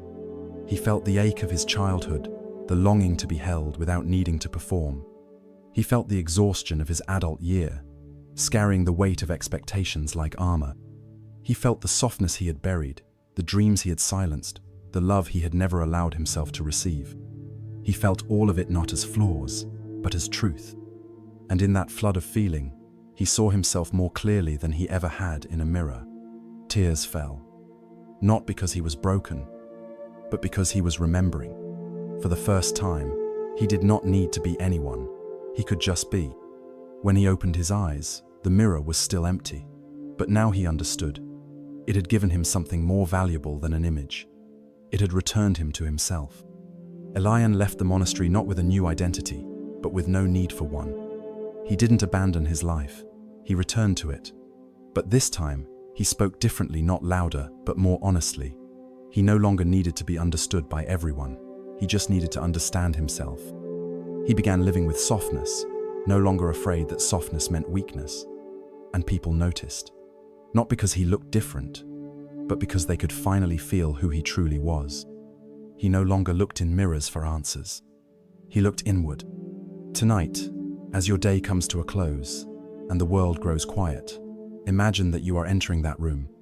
The walls are bare, the air is still, and in the center stands the mirror with no reflection. You walk toward it not to check your hair, your flaws, your tired eyes. You walk toward it because you are ready to be seen by the part of you that never cared about appearances. You stand in front of it. You see nothing. Let that emptiness hold you. Let it strip away the layers you've used to protect yourself, the forced smiles, the swallowed words, the pretending. Let it take the pressure to perform. Let it take the fear of being unliked. Let it take the need to be more. Breathe and close your eyes. Ask gently, what am I? Do not answer with labels, not with roles, not with stories. Just feel. Feel the quiet hum beneath your ribs. Feel the pulse that does not ask for permission to beat.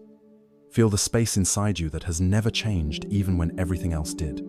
That is you, not the reflection, not the image, not the name, but the presence, the witnessing, the being. Let yourself be held in that space. Let go of needing to be seen. Let go of trying to be understood. Let go of trying to prove any especially to yourself. You are not here to impress. You are here to return. Inhale, I am not my image. Exhale, I am my essence. Again, inhale, I do not need to be perfect to be worthy. Exhale, I am whole, even unseen.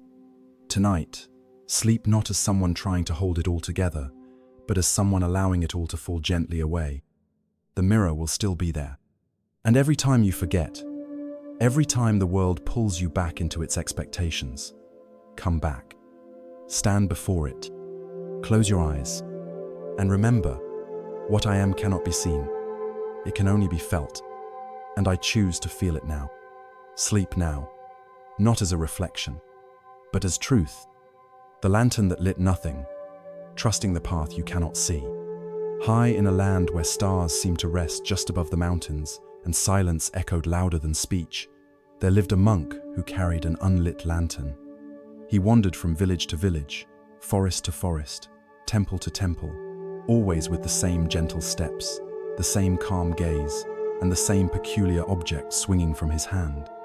A wooden lantern carved with intricate symbols, holding a candle that was never lit. Children would laugh and whisper, "What's the point of a lantern if it gives no light?" Travelers would ask him, "Are you not afraid of the dark?" The monk only smiled. One day, during a long journey through a forest that had no clear path, he came across a woman named Rena. She had lost her way not just in the forest, but in life. Once driven by a dream to heal others, she had given and given until she was emptied. Her kindness had been taken for weakness. Her compassion had been met with betrayal. Her spirit, once burning bright, had dimmed to a quiet ache she couldn't name. When she saw the monk, she cried out, "Please, I need light. I can't see the way forward." He held out the lantern. She looked at it, confused. "But it's not lit." The monk nodded. "No, because sometimes the light you need isn't one that shines outward. She sank to the ground, exhausted. Then how will I find my way? The monk sat beside her, placing the lantern between them. Close your eyes. Stop trying to see. Let the light that cannot be seen guide you. She was too tired to argue. She closed her eyes. And in that darkness, something surprising happened. Her breathing slowed, her racing thoughts softened, and from deep within a place untouched by fear or memory came a quiet presence. Not a vision, not a voice, but a knowing. She could not explain it. It made no sound, yet it steadied her, wrapped her like a warm cloth. She didn't know where she was going, but for the first time in months, she felt she didn't need to. She didn't feel lost. She simply felt here. She opened her eyes. The monk was looking at her. He said, "Your eyes have been searching for answers that only your soul can feel. This lantern was never for the forest. It was always for the one carrying it." She blinked back tears. "But why carry it unlit?" He stood and smiled. "Because those who learn to trust the invisible light will never again be afraid of the dark." She never forgot that lesson. Rena left the forest the next morning, not because a path appeared, but because a path awakened in her, one that did not require maps or signs, just stillness and trust. She went on to live quietly, but powerfully. Her days were filled with the same tasks, cooking, caring, listening, but they were now infused with presence. People couldn't explain why they felt so at peace around her. She didn't give advice. She didn't try to fix. She simply lived from the light within, and in doing so, reminded others of their own. She kept the monk's lantern on her windowsill. It never once burned, and it never needed to. Tonight, before you sleep, imagine yourself walking through a dense forest at night. The trees are tall, the sky is hidden, the air is still. You cannot see what's ahead, and the part of you that craves control begins to panic. But in your hand, you hold a lantern not lit, but warm. You stop walking, you close your eyes, and you breathe. You remember that not all darkness is danger, that not all uncertainty is threat. You begin to feel what your eyes could not show you. The rhythm of your breath, the steady beat of your heart, the quiet strength beneath your fear, the knowing that whispers, "You are not lost, you are just between what was and what will be." Let this darkness hold you not as a void, but as a womb, a place of becoming. You do not need to know the way tonight. You do not need to have the answers. You do not need to light up the entire forest to take one step. Let your breath be your lantern. Let your presence be your path. Inhale. Even in darkness, I am guided. Exhale. I trust what I cannot see. Again. Inhale. I do not fear the unknown. Exhale. I carry the light within. Now let go. Let the need for clarity dissolve. Let the need for direction soften. Let sleep carry you deeper, not into emptiness, but into the gentle truth that you are being guided. Even now, you are not behind. You are not late. You are not broken. You are in the middle of unfolding. There will be mornings when the path is clear, and others when it vanishes. Both are holy. Both are part of the journey. Tonight, you do not walk to arrive. You walk to trust. Whisper as you drift off. My path does not need to be visible to be real. I follow not what I see, but what I know. And that is enough. Sleep now. The forest is not your enemy. The darkness is not your threat. The lantern still glows, even if no one else can see it. And the light is you, the empty cup that filled the world, letting go so you can truly receive. There once was a seeker named Dine, who had read every sacred text, visited every wise teacher, and gathered teachings like pebbles in a bag heavy, with knowledge but empty of peace. He wore his wisdom like armor, proud of how much he understood, how many truths he could recite, how many philosophies he could debate, and yet he felt no joy, no rest, no relief. One day, he heard of a mysterious monk who lived beyond the edge of a distant valley, someone who did not write books, speak publicly, or accept followers. But those who found him returned changed, even if they could not explain how. Intrigued and desperate, Dine set out to find him, carrying with him his journals, scrolls, and thoughts. After a long journey, Dain arrived at a modest hut nestled in the arms of a forest. The monk sat outside, calmly sipping tea. "I've come to learn from you," Dain said. The monk nodded politely. "Please, have some tea first." He handed Dain a cup and began pouring. The tea rose steadily half full, 3/4, to the brim then began to overflow, spilling onto Dain's hands. "Stop," Dain exclaimed. "It's full already." The monk paused, smiled, and said gently, "Exactly, you are like this cup, full of opinions, conclusions, attachments. How can I pour anything into you if there is no space?" Dain sat frozen, the words pierced deeper than any scripture ever had. For the first time in his life, he was being shown not what he lacked, but what he carried too much of. He bowed his head, ashamed. "Then, what must I do?" The monk said nothing. He simply took Dain's cup, walked to the stream, and gently poured out the tea. "Come back tomorrow," he said, "but bring only your cup, not what's already in it." Dain left in silence, the metaphor clinging to his every breath. That night, he couldn't sleep. The idea haunted him not because it was complex, but because it was simple. He had built his entire identity on being someone who knew, someone who could explain. But now he realized, knowing was not the same as being. And sometimes, to receive truth, you must first surrender what you think you understand. The next morning, he returned. No scrolls, no notes, just a single empty cup. The monk smiled and poured him tea again this time, just enough. Over the days that followed, the lessons were subtle. They came not in lectures or verses, but in silences, in nature, in presence. They came in watching leaves fall, without asking why, in sweeping the floor without trying to impress, in eating rice without judging the taste. And Dain began to feel something he never had before. Space. He didn't need to hold on to everything. He didn't need to be right. He didn't need to prove anything. In that emptying, something beautiful began to pour in. Not facts, not theories, but peace, stillness, freedom. He had spent so long filling himself that he never allowed life to fill him. When he finally left the monk's hut, he bowed deeply, not in worship, but in gratitude for being reminded that the emptiest vessels receive the most light. He returned to the world, not as a man who had found all the answers, but as one who had finally made room for them. Tonight, as you prepare to sleep, imagine you are holding a cup. It is beautiful, it is yours, and it is fulfilled with thoughts of the day, worries about tomorrow, judgments of yourself, attachments to how things should have gone. So much noise, so much heaviness. And now, gently, without fear, you tip the cup over. You pour it out into the earth. Let the anxiety fall out. Let the need for control slide away. Let the shame, the overthinking, the pressure to be more drain out with the last drops. Feel your body soften as the cup becomes lighter.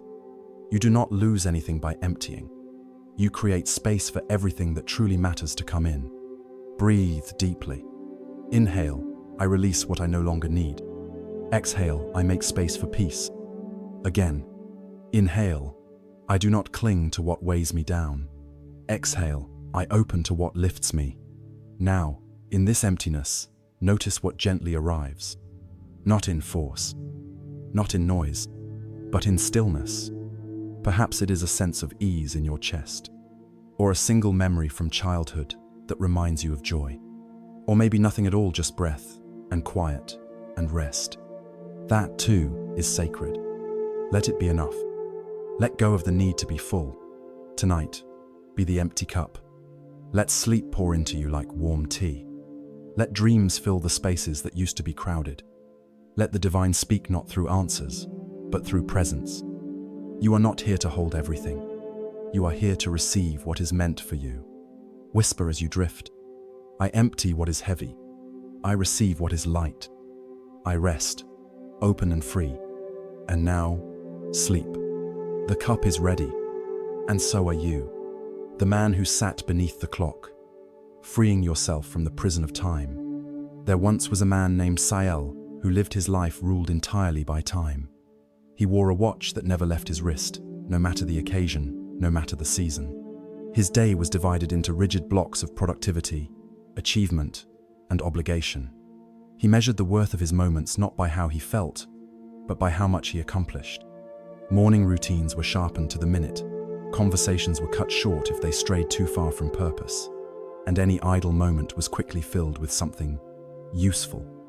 The idea of sitting still, of doing nothing, of letting time simply pass without command felt terrifying to him. His home was clean, precise, and efficient, with a large clock mounted directly above his workspace.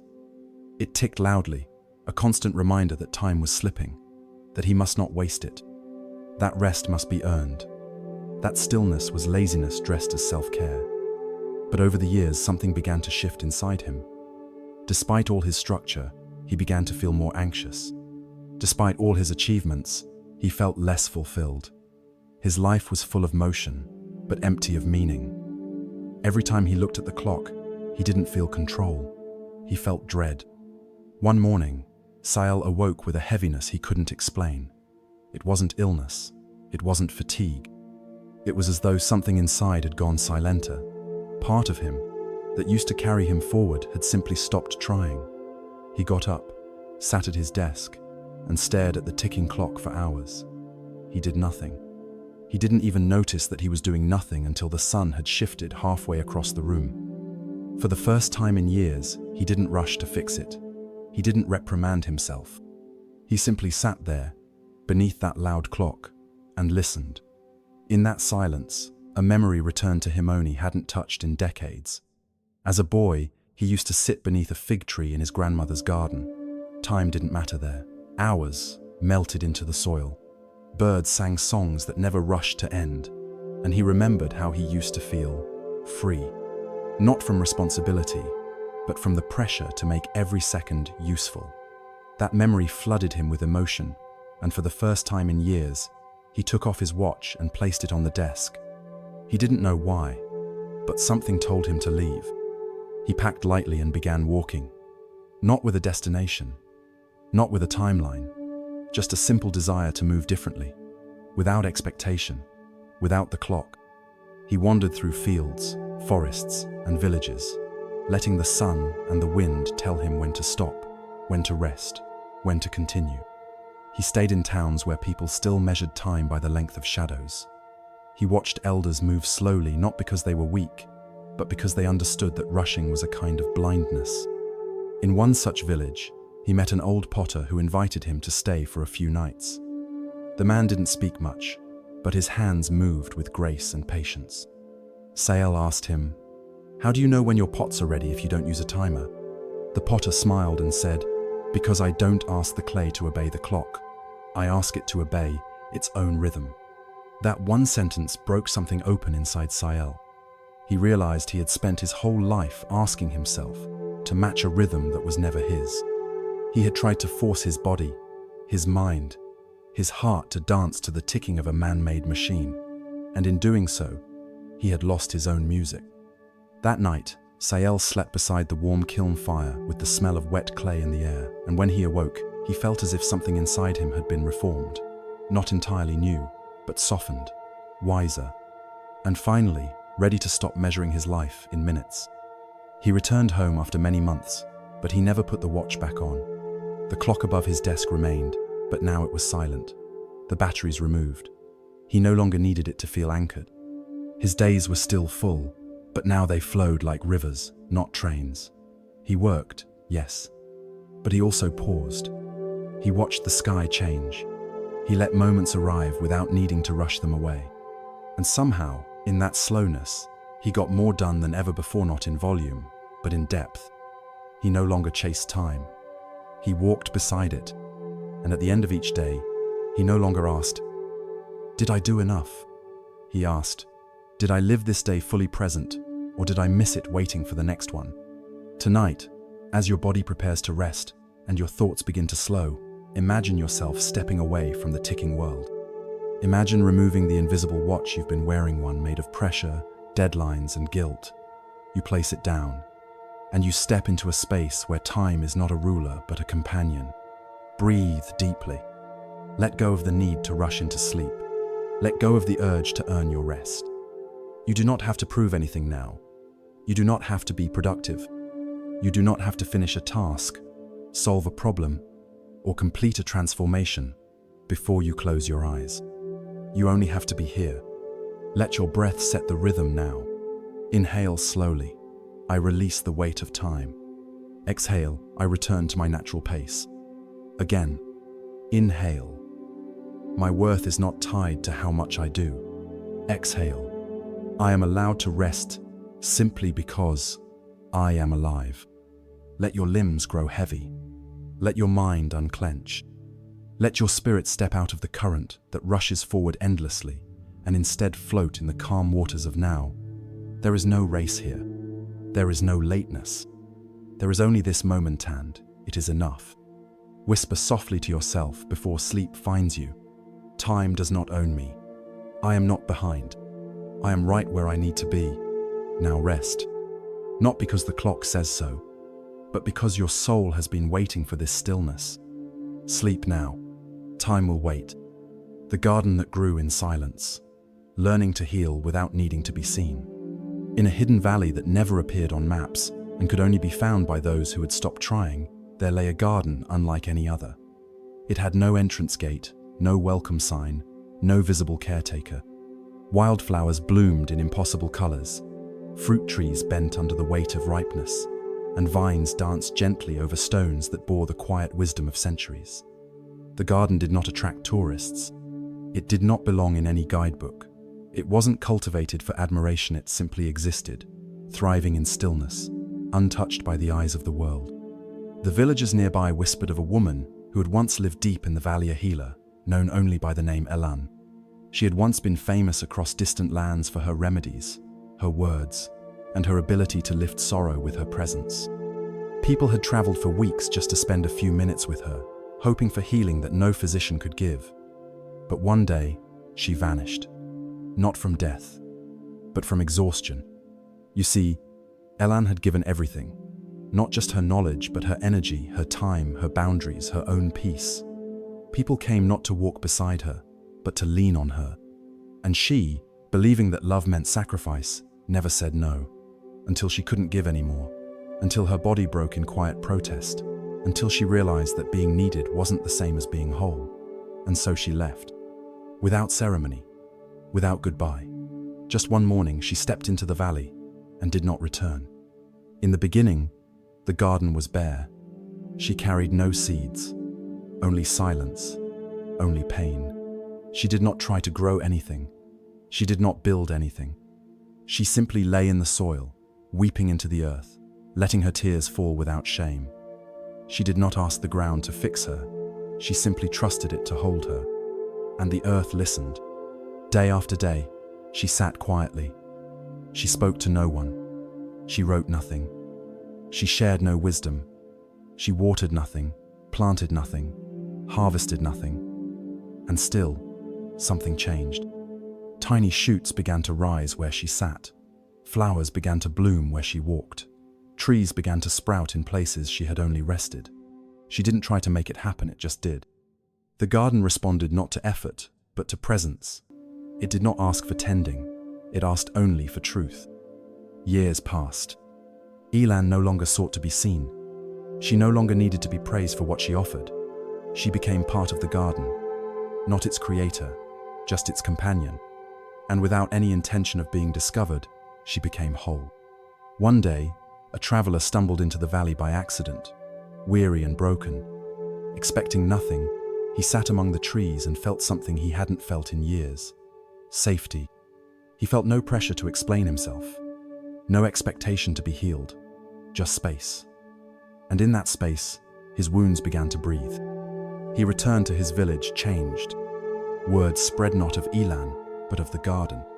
People came, but the garden was different from anything they'd known. It didn't give advice. It didn't promise results. It offered no distractions. It offered only stillness. Some stayed. Some couldn't bear the silence and left. But those who stayed long enough learned what Elan had discovered, that true healing does not need applause. That real growth happens in places no one sees. That your life can bloom beautifully even if no one is watching. Elan never stepped forward again. She didn't need to. Her garden spoke for her, and it whispered this: healing is not performance, it is process, and you do not have to be visible to be real. Tonight, as your day comes to a close, imagine yourself walking barefoot into that garden. The sky is dusky violet. The air is heavy with the scent of night-blooming jasmine. You walk slowly, not looking for anything, just being. You come to a patch of soft grass and sit. You place your hands on the ground and feel its gentle hum. You do not need to fix anything right now. You do not need to improve, impress, or transform. You are not here to produce beauty. You are here to remember that you already are. Breathe deeply. Inhale, I let go of the need to be seen. Exhale, I allow healing to happen in silence. Again, inhale, I am not what I achieve. Exhale, I am who I am, even when no one is looking. Feel the soil beneath you. Let your pain melt into it. Let your shame, your guilt, your overthinking, all return to the earth that knows how to carry it. You do not need an audience to grow. You do not need validation to rest. You do not need to bloom in public to be real. Let your breath deepen. Let your thoughts slow. Let the garden hold you. Whisper softly before sleep. I do not have to be seen to be sacred. I do not have to be loud to be alive. I heal even in silence. Sleep now. The world can wait. Let the garden tend to you. Let your dreams root in peace. And when you wake, you will carry the scent of stillness with you, reminding all who meet you that real healing begins in places no one else can see. The mountain that waited, becoming unshakable without needing to move. There was once a mountain tall, quiet, unmoving. It had no name on maps, no fame among climbers. It didn't attract adventurers or poets or crowds of worshippers. Yet those who stumbled upon it never forgot it. For this mountain had something others didn't. It waited. Through countless seasons, through storms and droughts, through laughter and war, the mountain remained where it was. It didn't chase clouds, it didn't follow rivers. It didn't bend when shouted at by thunder or called upon by travelers. It stayed rooted in silence. And in that stillness, it gathered a presence so profound that even the winds whispered around it with reverence. In a distant city, there lived a man named Haran. He had spent his whole life in movement racing from job to job, country to country, goal to goal. Every time he reached one summit, he felt a quiet panic in his chest. What next? His life looked full from the outside, but inside he felt fragmented, pulled in too many directions, always afraid that if he stopped moving, everything would fall apart. He ran from silence as if it were failure. One day, after a long stretch of exhaustion, Haran collapsed, not physically, but spiritually. His drive disappeared. His ambition turned to dust. He didn't feel like climbing anymore. He felt only tired. He took a leave of absence from work, shut off his devices, and began walking. With no clear aim, he wandered for days through forests, valleys, and old roads, until one evening he stood before the mountain. He hadn't meant to find it, but something about it called him to stop. He sat down at its base, and for the first time in his adult life, he did nothing. No journaling, no meditating, no tracking progress. He just sat. He watched the mountain, and the mountain watched back. Days passed. He barely spoke. He barely moved. He simply listened to the wind brushing the stones, to the birds circling without purpose, to the silence that asked for nothing from him. And slowly, something inside him began to shift. The constant inner voice that told him he needed to be doing more grew quiet. The urge to justify his rest softened. The belief that stillness was laziness unraveled. He realized something astonishing. The mountain didn't do anything, and yet it was everything. It didn't speak, and yet it taught more than all the books he had studied. It didn't move, and yet it gave shelter to life, shaped the sky, and changed the weather simply by existing. That's when it struck him. He had spent his whole life trying to be like the river, fast, flowing, always chasing something. But maybe, just maybe, he was meant to be more like the mountain. Not passive, not absent, but deeply rooted, calm in chaos, full of silent power that didn't need to announce itself. He stayed for 7 days. He left with no new plans, no breakthroughs, just an inner stillness that he had never known before. When he returned to the city, the noise felt louder, but it no longer controlled him. He no longer rushed to answer emails with urgency. He no longer feared pauses in conversation. He no longer needed to prove that he was doing something with his life. Instead, he became like the mountain, present, steady, alive in silence. People around him began to change too, not because he told them what to do, but because they felt something unshakable in his presence. Like they could breathe deeper when they were near him. Like they too didn't have to run anymore. And when things grew difficult, as they always do, he didn't panic. He didn't spiral. He simply remembered the stillness of the mountain, and he let that memory carry him. Because once you sit with the unmoving, you learn that peace isn't found by escaping storms. It's found by becoming the one thing the storm cannot move. Tonight, as you lay down, imagine you are at the base of that mountain. Feel the cool stone beneath you. The air is thin but clean. The sky stretches wide above, filled with stars that do not rush to burn. The world below is loud, but up here, it cannot touch you. You are safe. You are still. You are becoming what you've always needed. Grounded. Breathe in slowly. Inhale, I do not need to chase.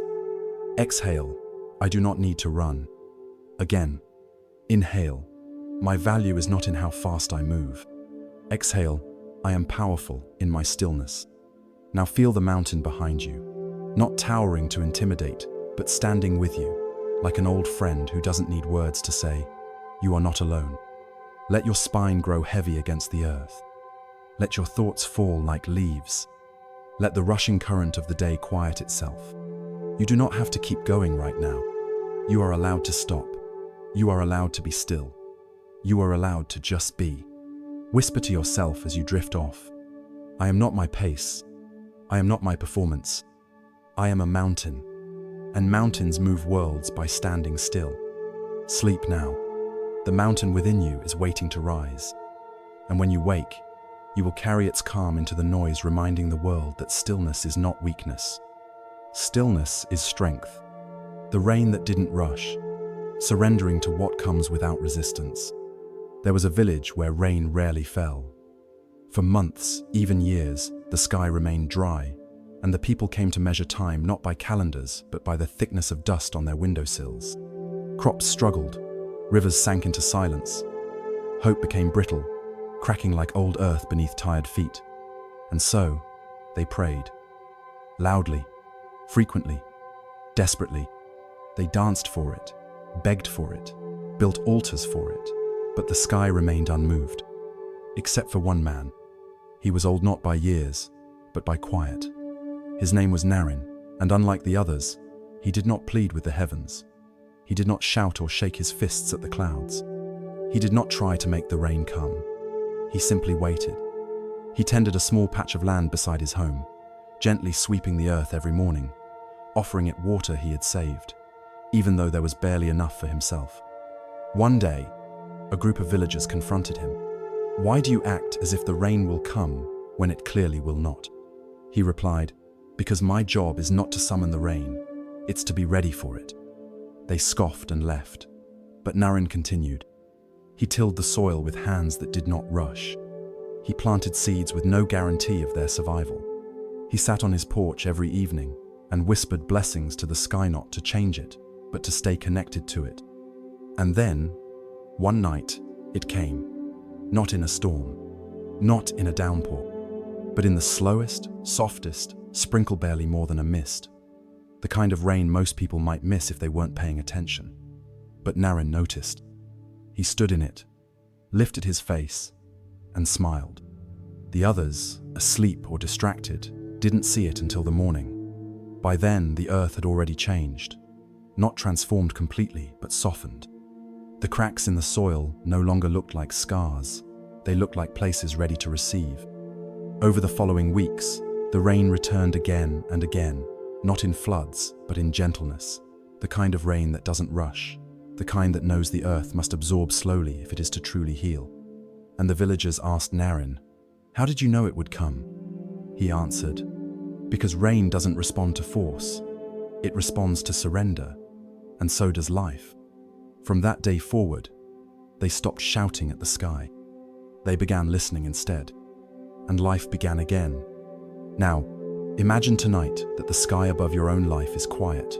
No signs, no miracles, just stillness. You may be waiting for answers, for relief, for clarity. You may be wondering if the sky even hears you. You may feel like shouting louder, trying harder, pushing more. But what if, like the rain, your breakthrough does not respond to force but to surrender?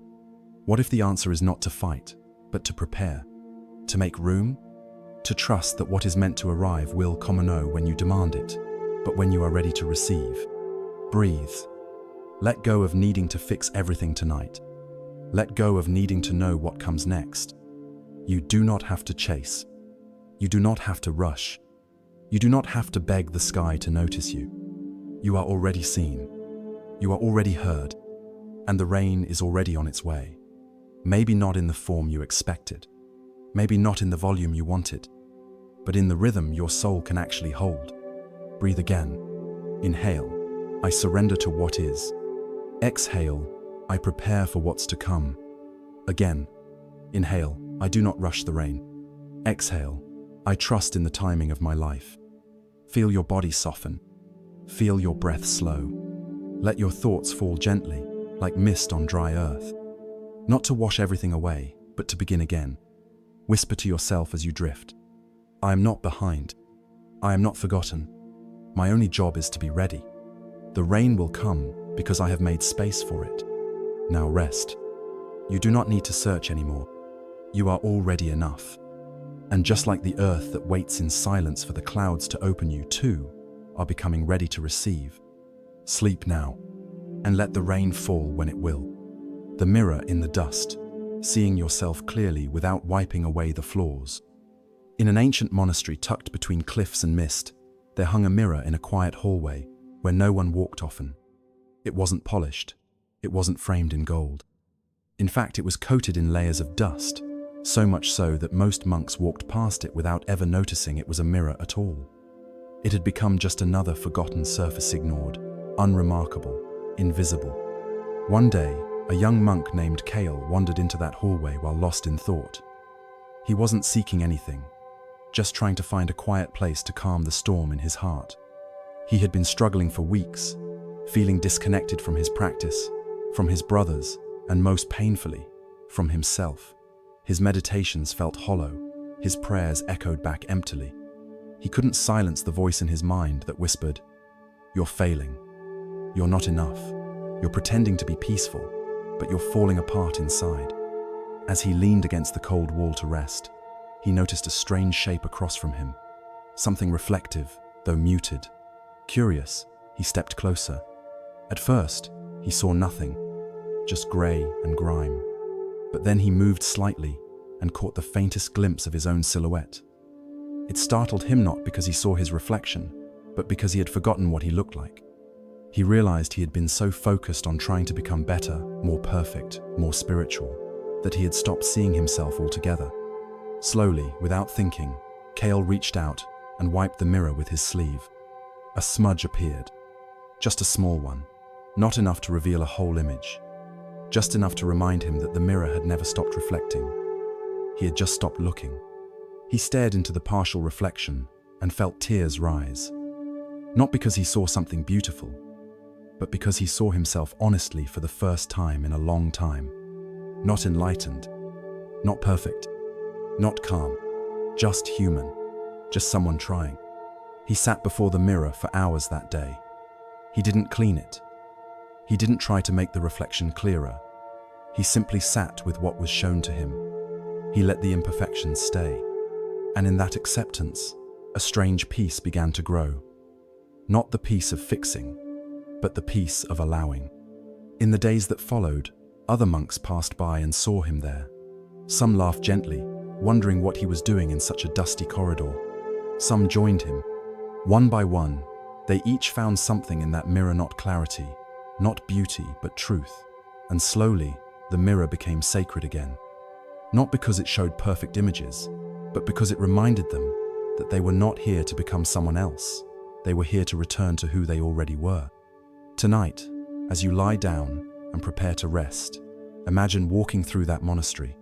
The hallway is dim, the air is cool, and the world is quiet. You find the mirror. At first, it shows you nothing. Just layers of dust built up from all the expectations you've carried, all the judgments you've placed on yourself, all the ways you've tried to be better, even at the cost of your peace. You reach out, gently. You make one small swipe across the surface, and what you see is not perfection. It is not a version of you with all the answers. It is not the image of the person you wish you could be. It is simply you. Tired, honest, still standing. You do not need to wipe the whole mirror tonight. You do not need to clean yourself into some version of worthy. You only need to sit with what is real, with what hurts, with what hopes, with what breathes beneath all the layers you've tried to hide. And in doing so, you will remember, you are not broken. You are not failing. You are simply covered in the dust of living. And even that dust is sacred. Let yourself rest now. Inhale. I release the pressure to be perfect. Exhale. I allow myself to be real. Again. Inhale, I see myself, even through the dust. Exhale, I am enough, even in this moment. Let your muscles soften. Let your thoughts float gently away, like dust caught in the evening sun. You do not need to arrive anywhere tonight. You do not need to change yourself while you sleep. You are allowed to be seen, even when you're unsure. You are allowed to rest, even while incomplete. You are allowed to breathe, even if all you did today was try. Whisper to yourself, the mirror reflects all of me, flawed, human, and whole. I am not a project. I am a person. I am not behind. I am becoming. And now, let sleep take you. Let the dust settle. Let your reflection be held by silence. And when you wake, know that you are still there underneath it all. Not waiting to be perfected, only waiting to be loved. The wounded deer that taught stillness. Healing by allowing the world to move around you. In the heart of an ancient forest, where the sunlight filtered through tall trees like soft golden threads, there was a clearing untouched by human noise. This place was not marked on maps, nor spoken of in stories. It was simply known by the forest itself, like a breath held in the lungs of the earth. Birds would quiet their songs there. Winds would slow. Even the river nearby softened its voice when it reached this sacred space. One day, a deer limped into the clearing. Its leg had been badly wounded, perhaps from a hunter's trap, perhaps from a fall. The creature's breath came heavy and fast. Blood streaked its fur. Its eyes were wide with pain, but deeper than the pain was something more powerful. Stillness. The deer did not run. It did not panic. It did not cry out. It lay down in the tall grass, curled itself gently around its wound, and simply stopped. It didn't try to hide. It didn't try to fix itself. It just rested, allowing the silence of the clearing to envelop it. Time passed. The forest did not try to heal the deer. It didn't rush forward with medicine or answers. It simply kept breathing, slowly and patiently, around the wounded animal. The sun warmed the air. The rain came quietly at night. The wind carried soft fragrances from faraway flowers. And the deer, broken as it was, received all of it without fear, without shame. It slept when it needed. It drank when the rain pulled in leaves. It listened to the world moving gently around it, and in doing so, began to remember that it belonged not as a strong creature, not as a perfect one, but as something still worthy, even in its weakest moment. Over weeks, the deer's wound began to close. Not because it fought, not because it proved anything, but because it gave itself what most creatures forget to give, permission to simply be. And when it finally rose, it did not rush away. It walked slowly, gracefully, without apology for the time it had needed. The forest watched it go with the same calm it had offered from the beginning, expecting nothing, demanding nothing, just witnessing. Far from that forest, in the tangle of city lights and noise, there lived a woman named Lena. She had spent years trying to outrun her own wound, not a physical one. but one carved silently by grief, rejection, burnout, and unspoken dreams. She wore her pain like armor, holding it together in meetings, smiling politely at family gatherings, staying busy so that the ache wouldn't rise in stillness. But one evening, something broke open. Not loudly, not dramatically. She simply sat on her apartment floor and wept long and quietly. Not from something new, but from all the old things she had never let herself feel. The pace of her life had never allowed her to stop. But that night she did. In her tears, she remembered something she once read about the deer in the forest. She remembered how it didn't rush its healing, how it didn't try to be brave, how it didn't pretend it was okay.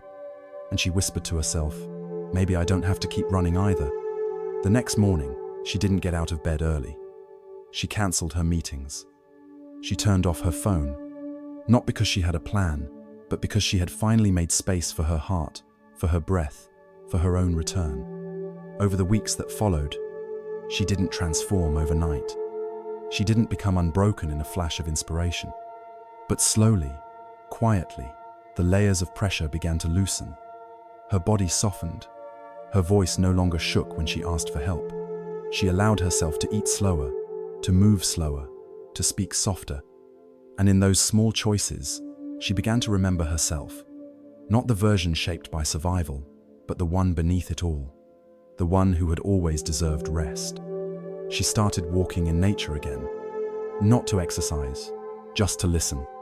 She wrote in her journal not to be wise, but to be honest. And she found that healing didn't come from fixing what hurt. It came from loving herself while it hurt. Tonight, you are not being asked to be strong. You are not being asked to move forward. You are not being asked to solve, to climb, to fix. You are being invited to rest, to stop running from your own wound, to trust that you do not need to be okay in order to be worthy of love, of peace, of stillness. Imagine now that you are the deer. You have found your own quiet clearing.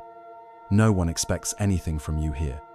Not the trees, not the stars, not even yourself. You may be bleeding, you may be exhausted, but you are safe. You are seen. You are still whole. Let your body melt into the bed beneath you. Let the rhythm of your breath become your only focus. Inhale slowly. I am allowed to rest, even when I'm hurting. Exhale. I do not need to rush my healing. Again. Inhale. I am enough, even when I am not okay. Exhale. I let the world move gently around me. There is nothing to prove tonight. There is nothing to earn. There is only this stillness. And this stillness is sacred. You are not falling behind. You are not being lazy. You are doing the bravest thing anyone can do. You are staying with yourself, even in pain. Whisper softly, my healing doesn't come from rushing. It comes from allowing. I am safe here. I am healing here. I am still loved even now. Now sleep. Let the world keep spinning without you for a while. It will be here when you return. But for now, become the deer. Be still. Be wounded. Be whole. The candle that refused to burn out. Discovering your inner light when the world goes dark.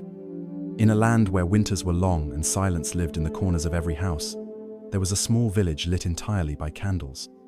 These were no ordinary candles, they were hand-poured by the villagers themselves, from wax passed down through generations.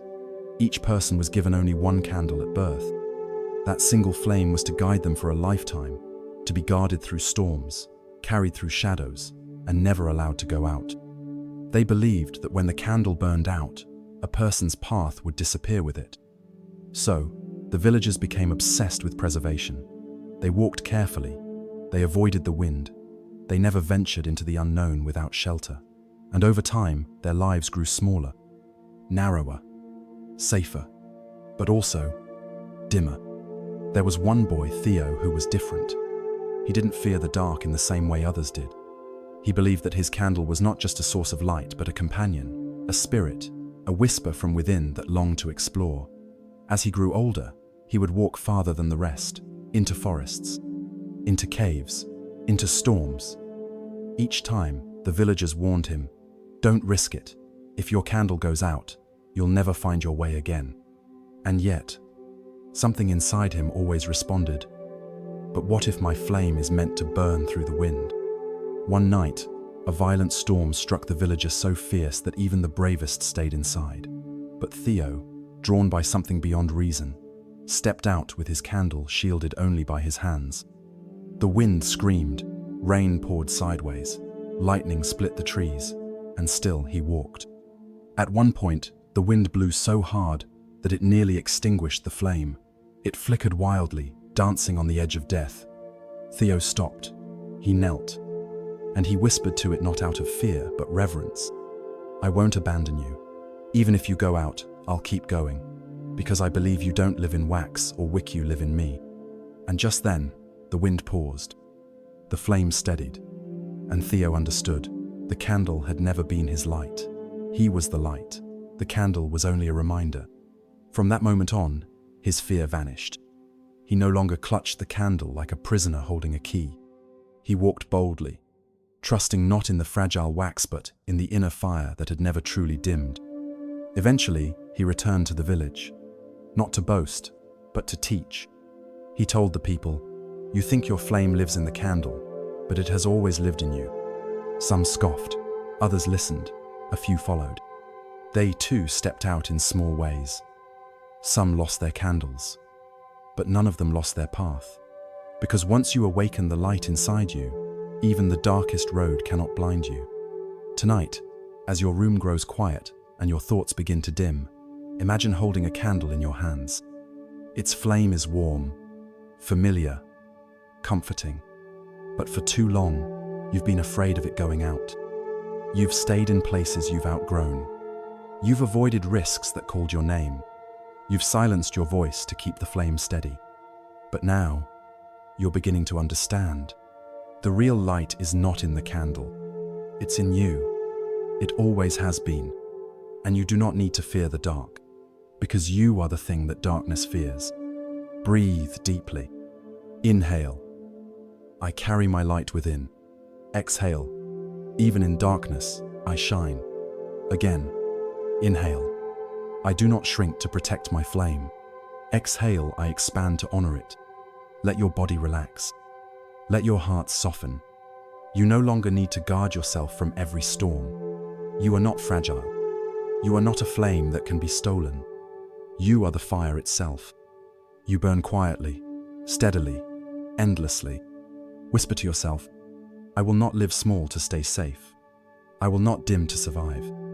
I will walk into the night, because my light was never outside of me.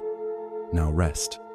Let sleep carry you beyond the edge of comfort, into wild dreams, into deep stillness, into the space where your inner flame dances freely.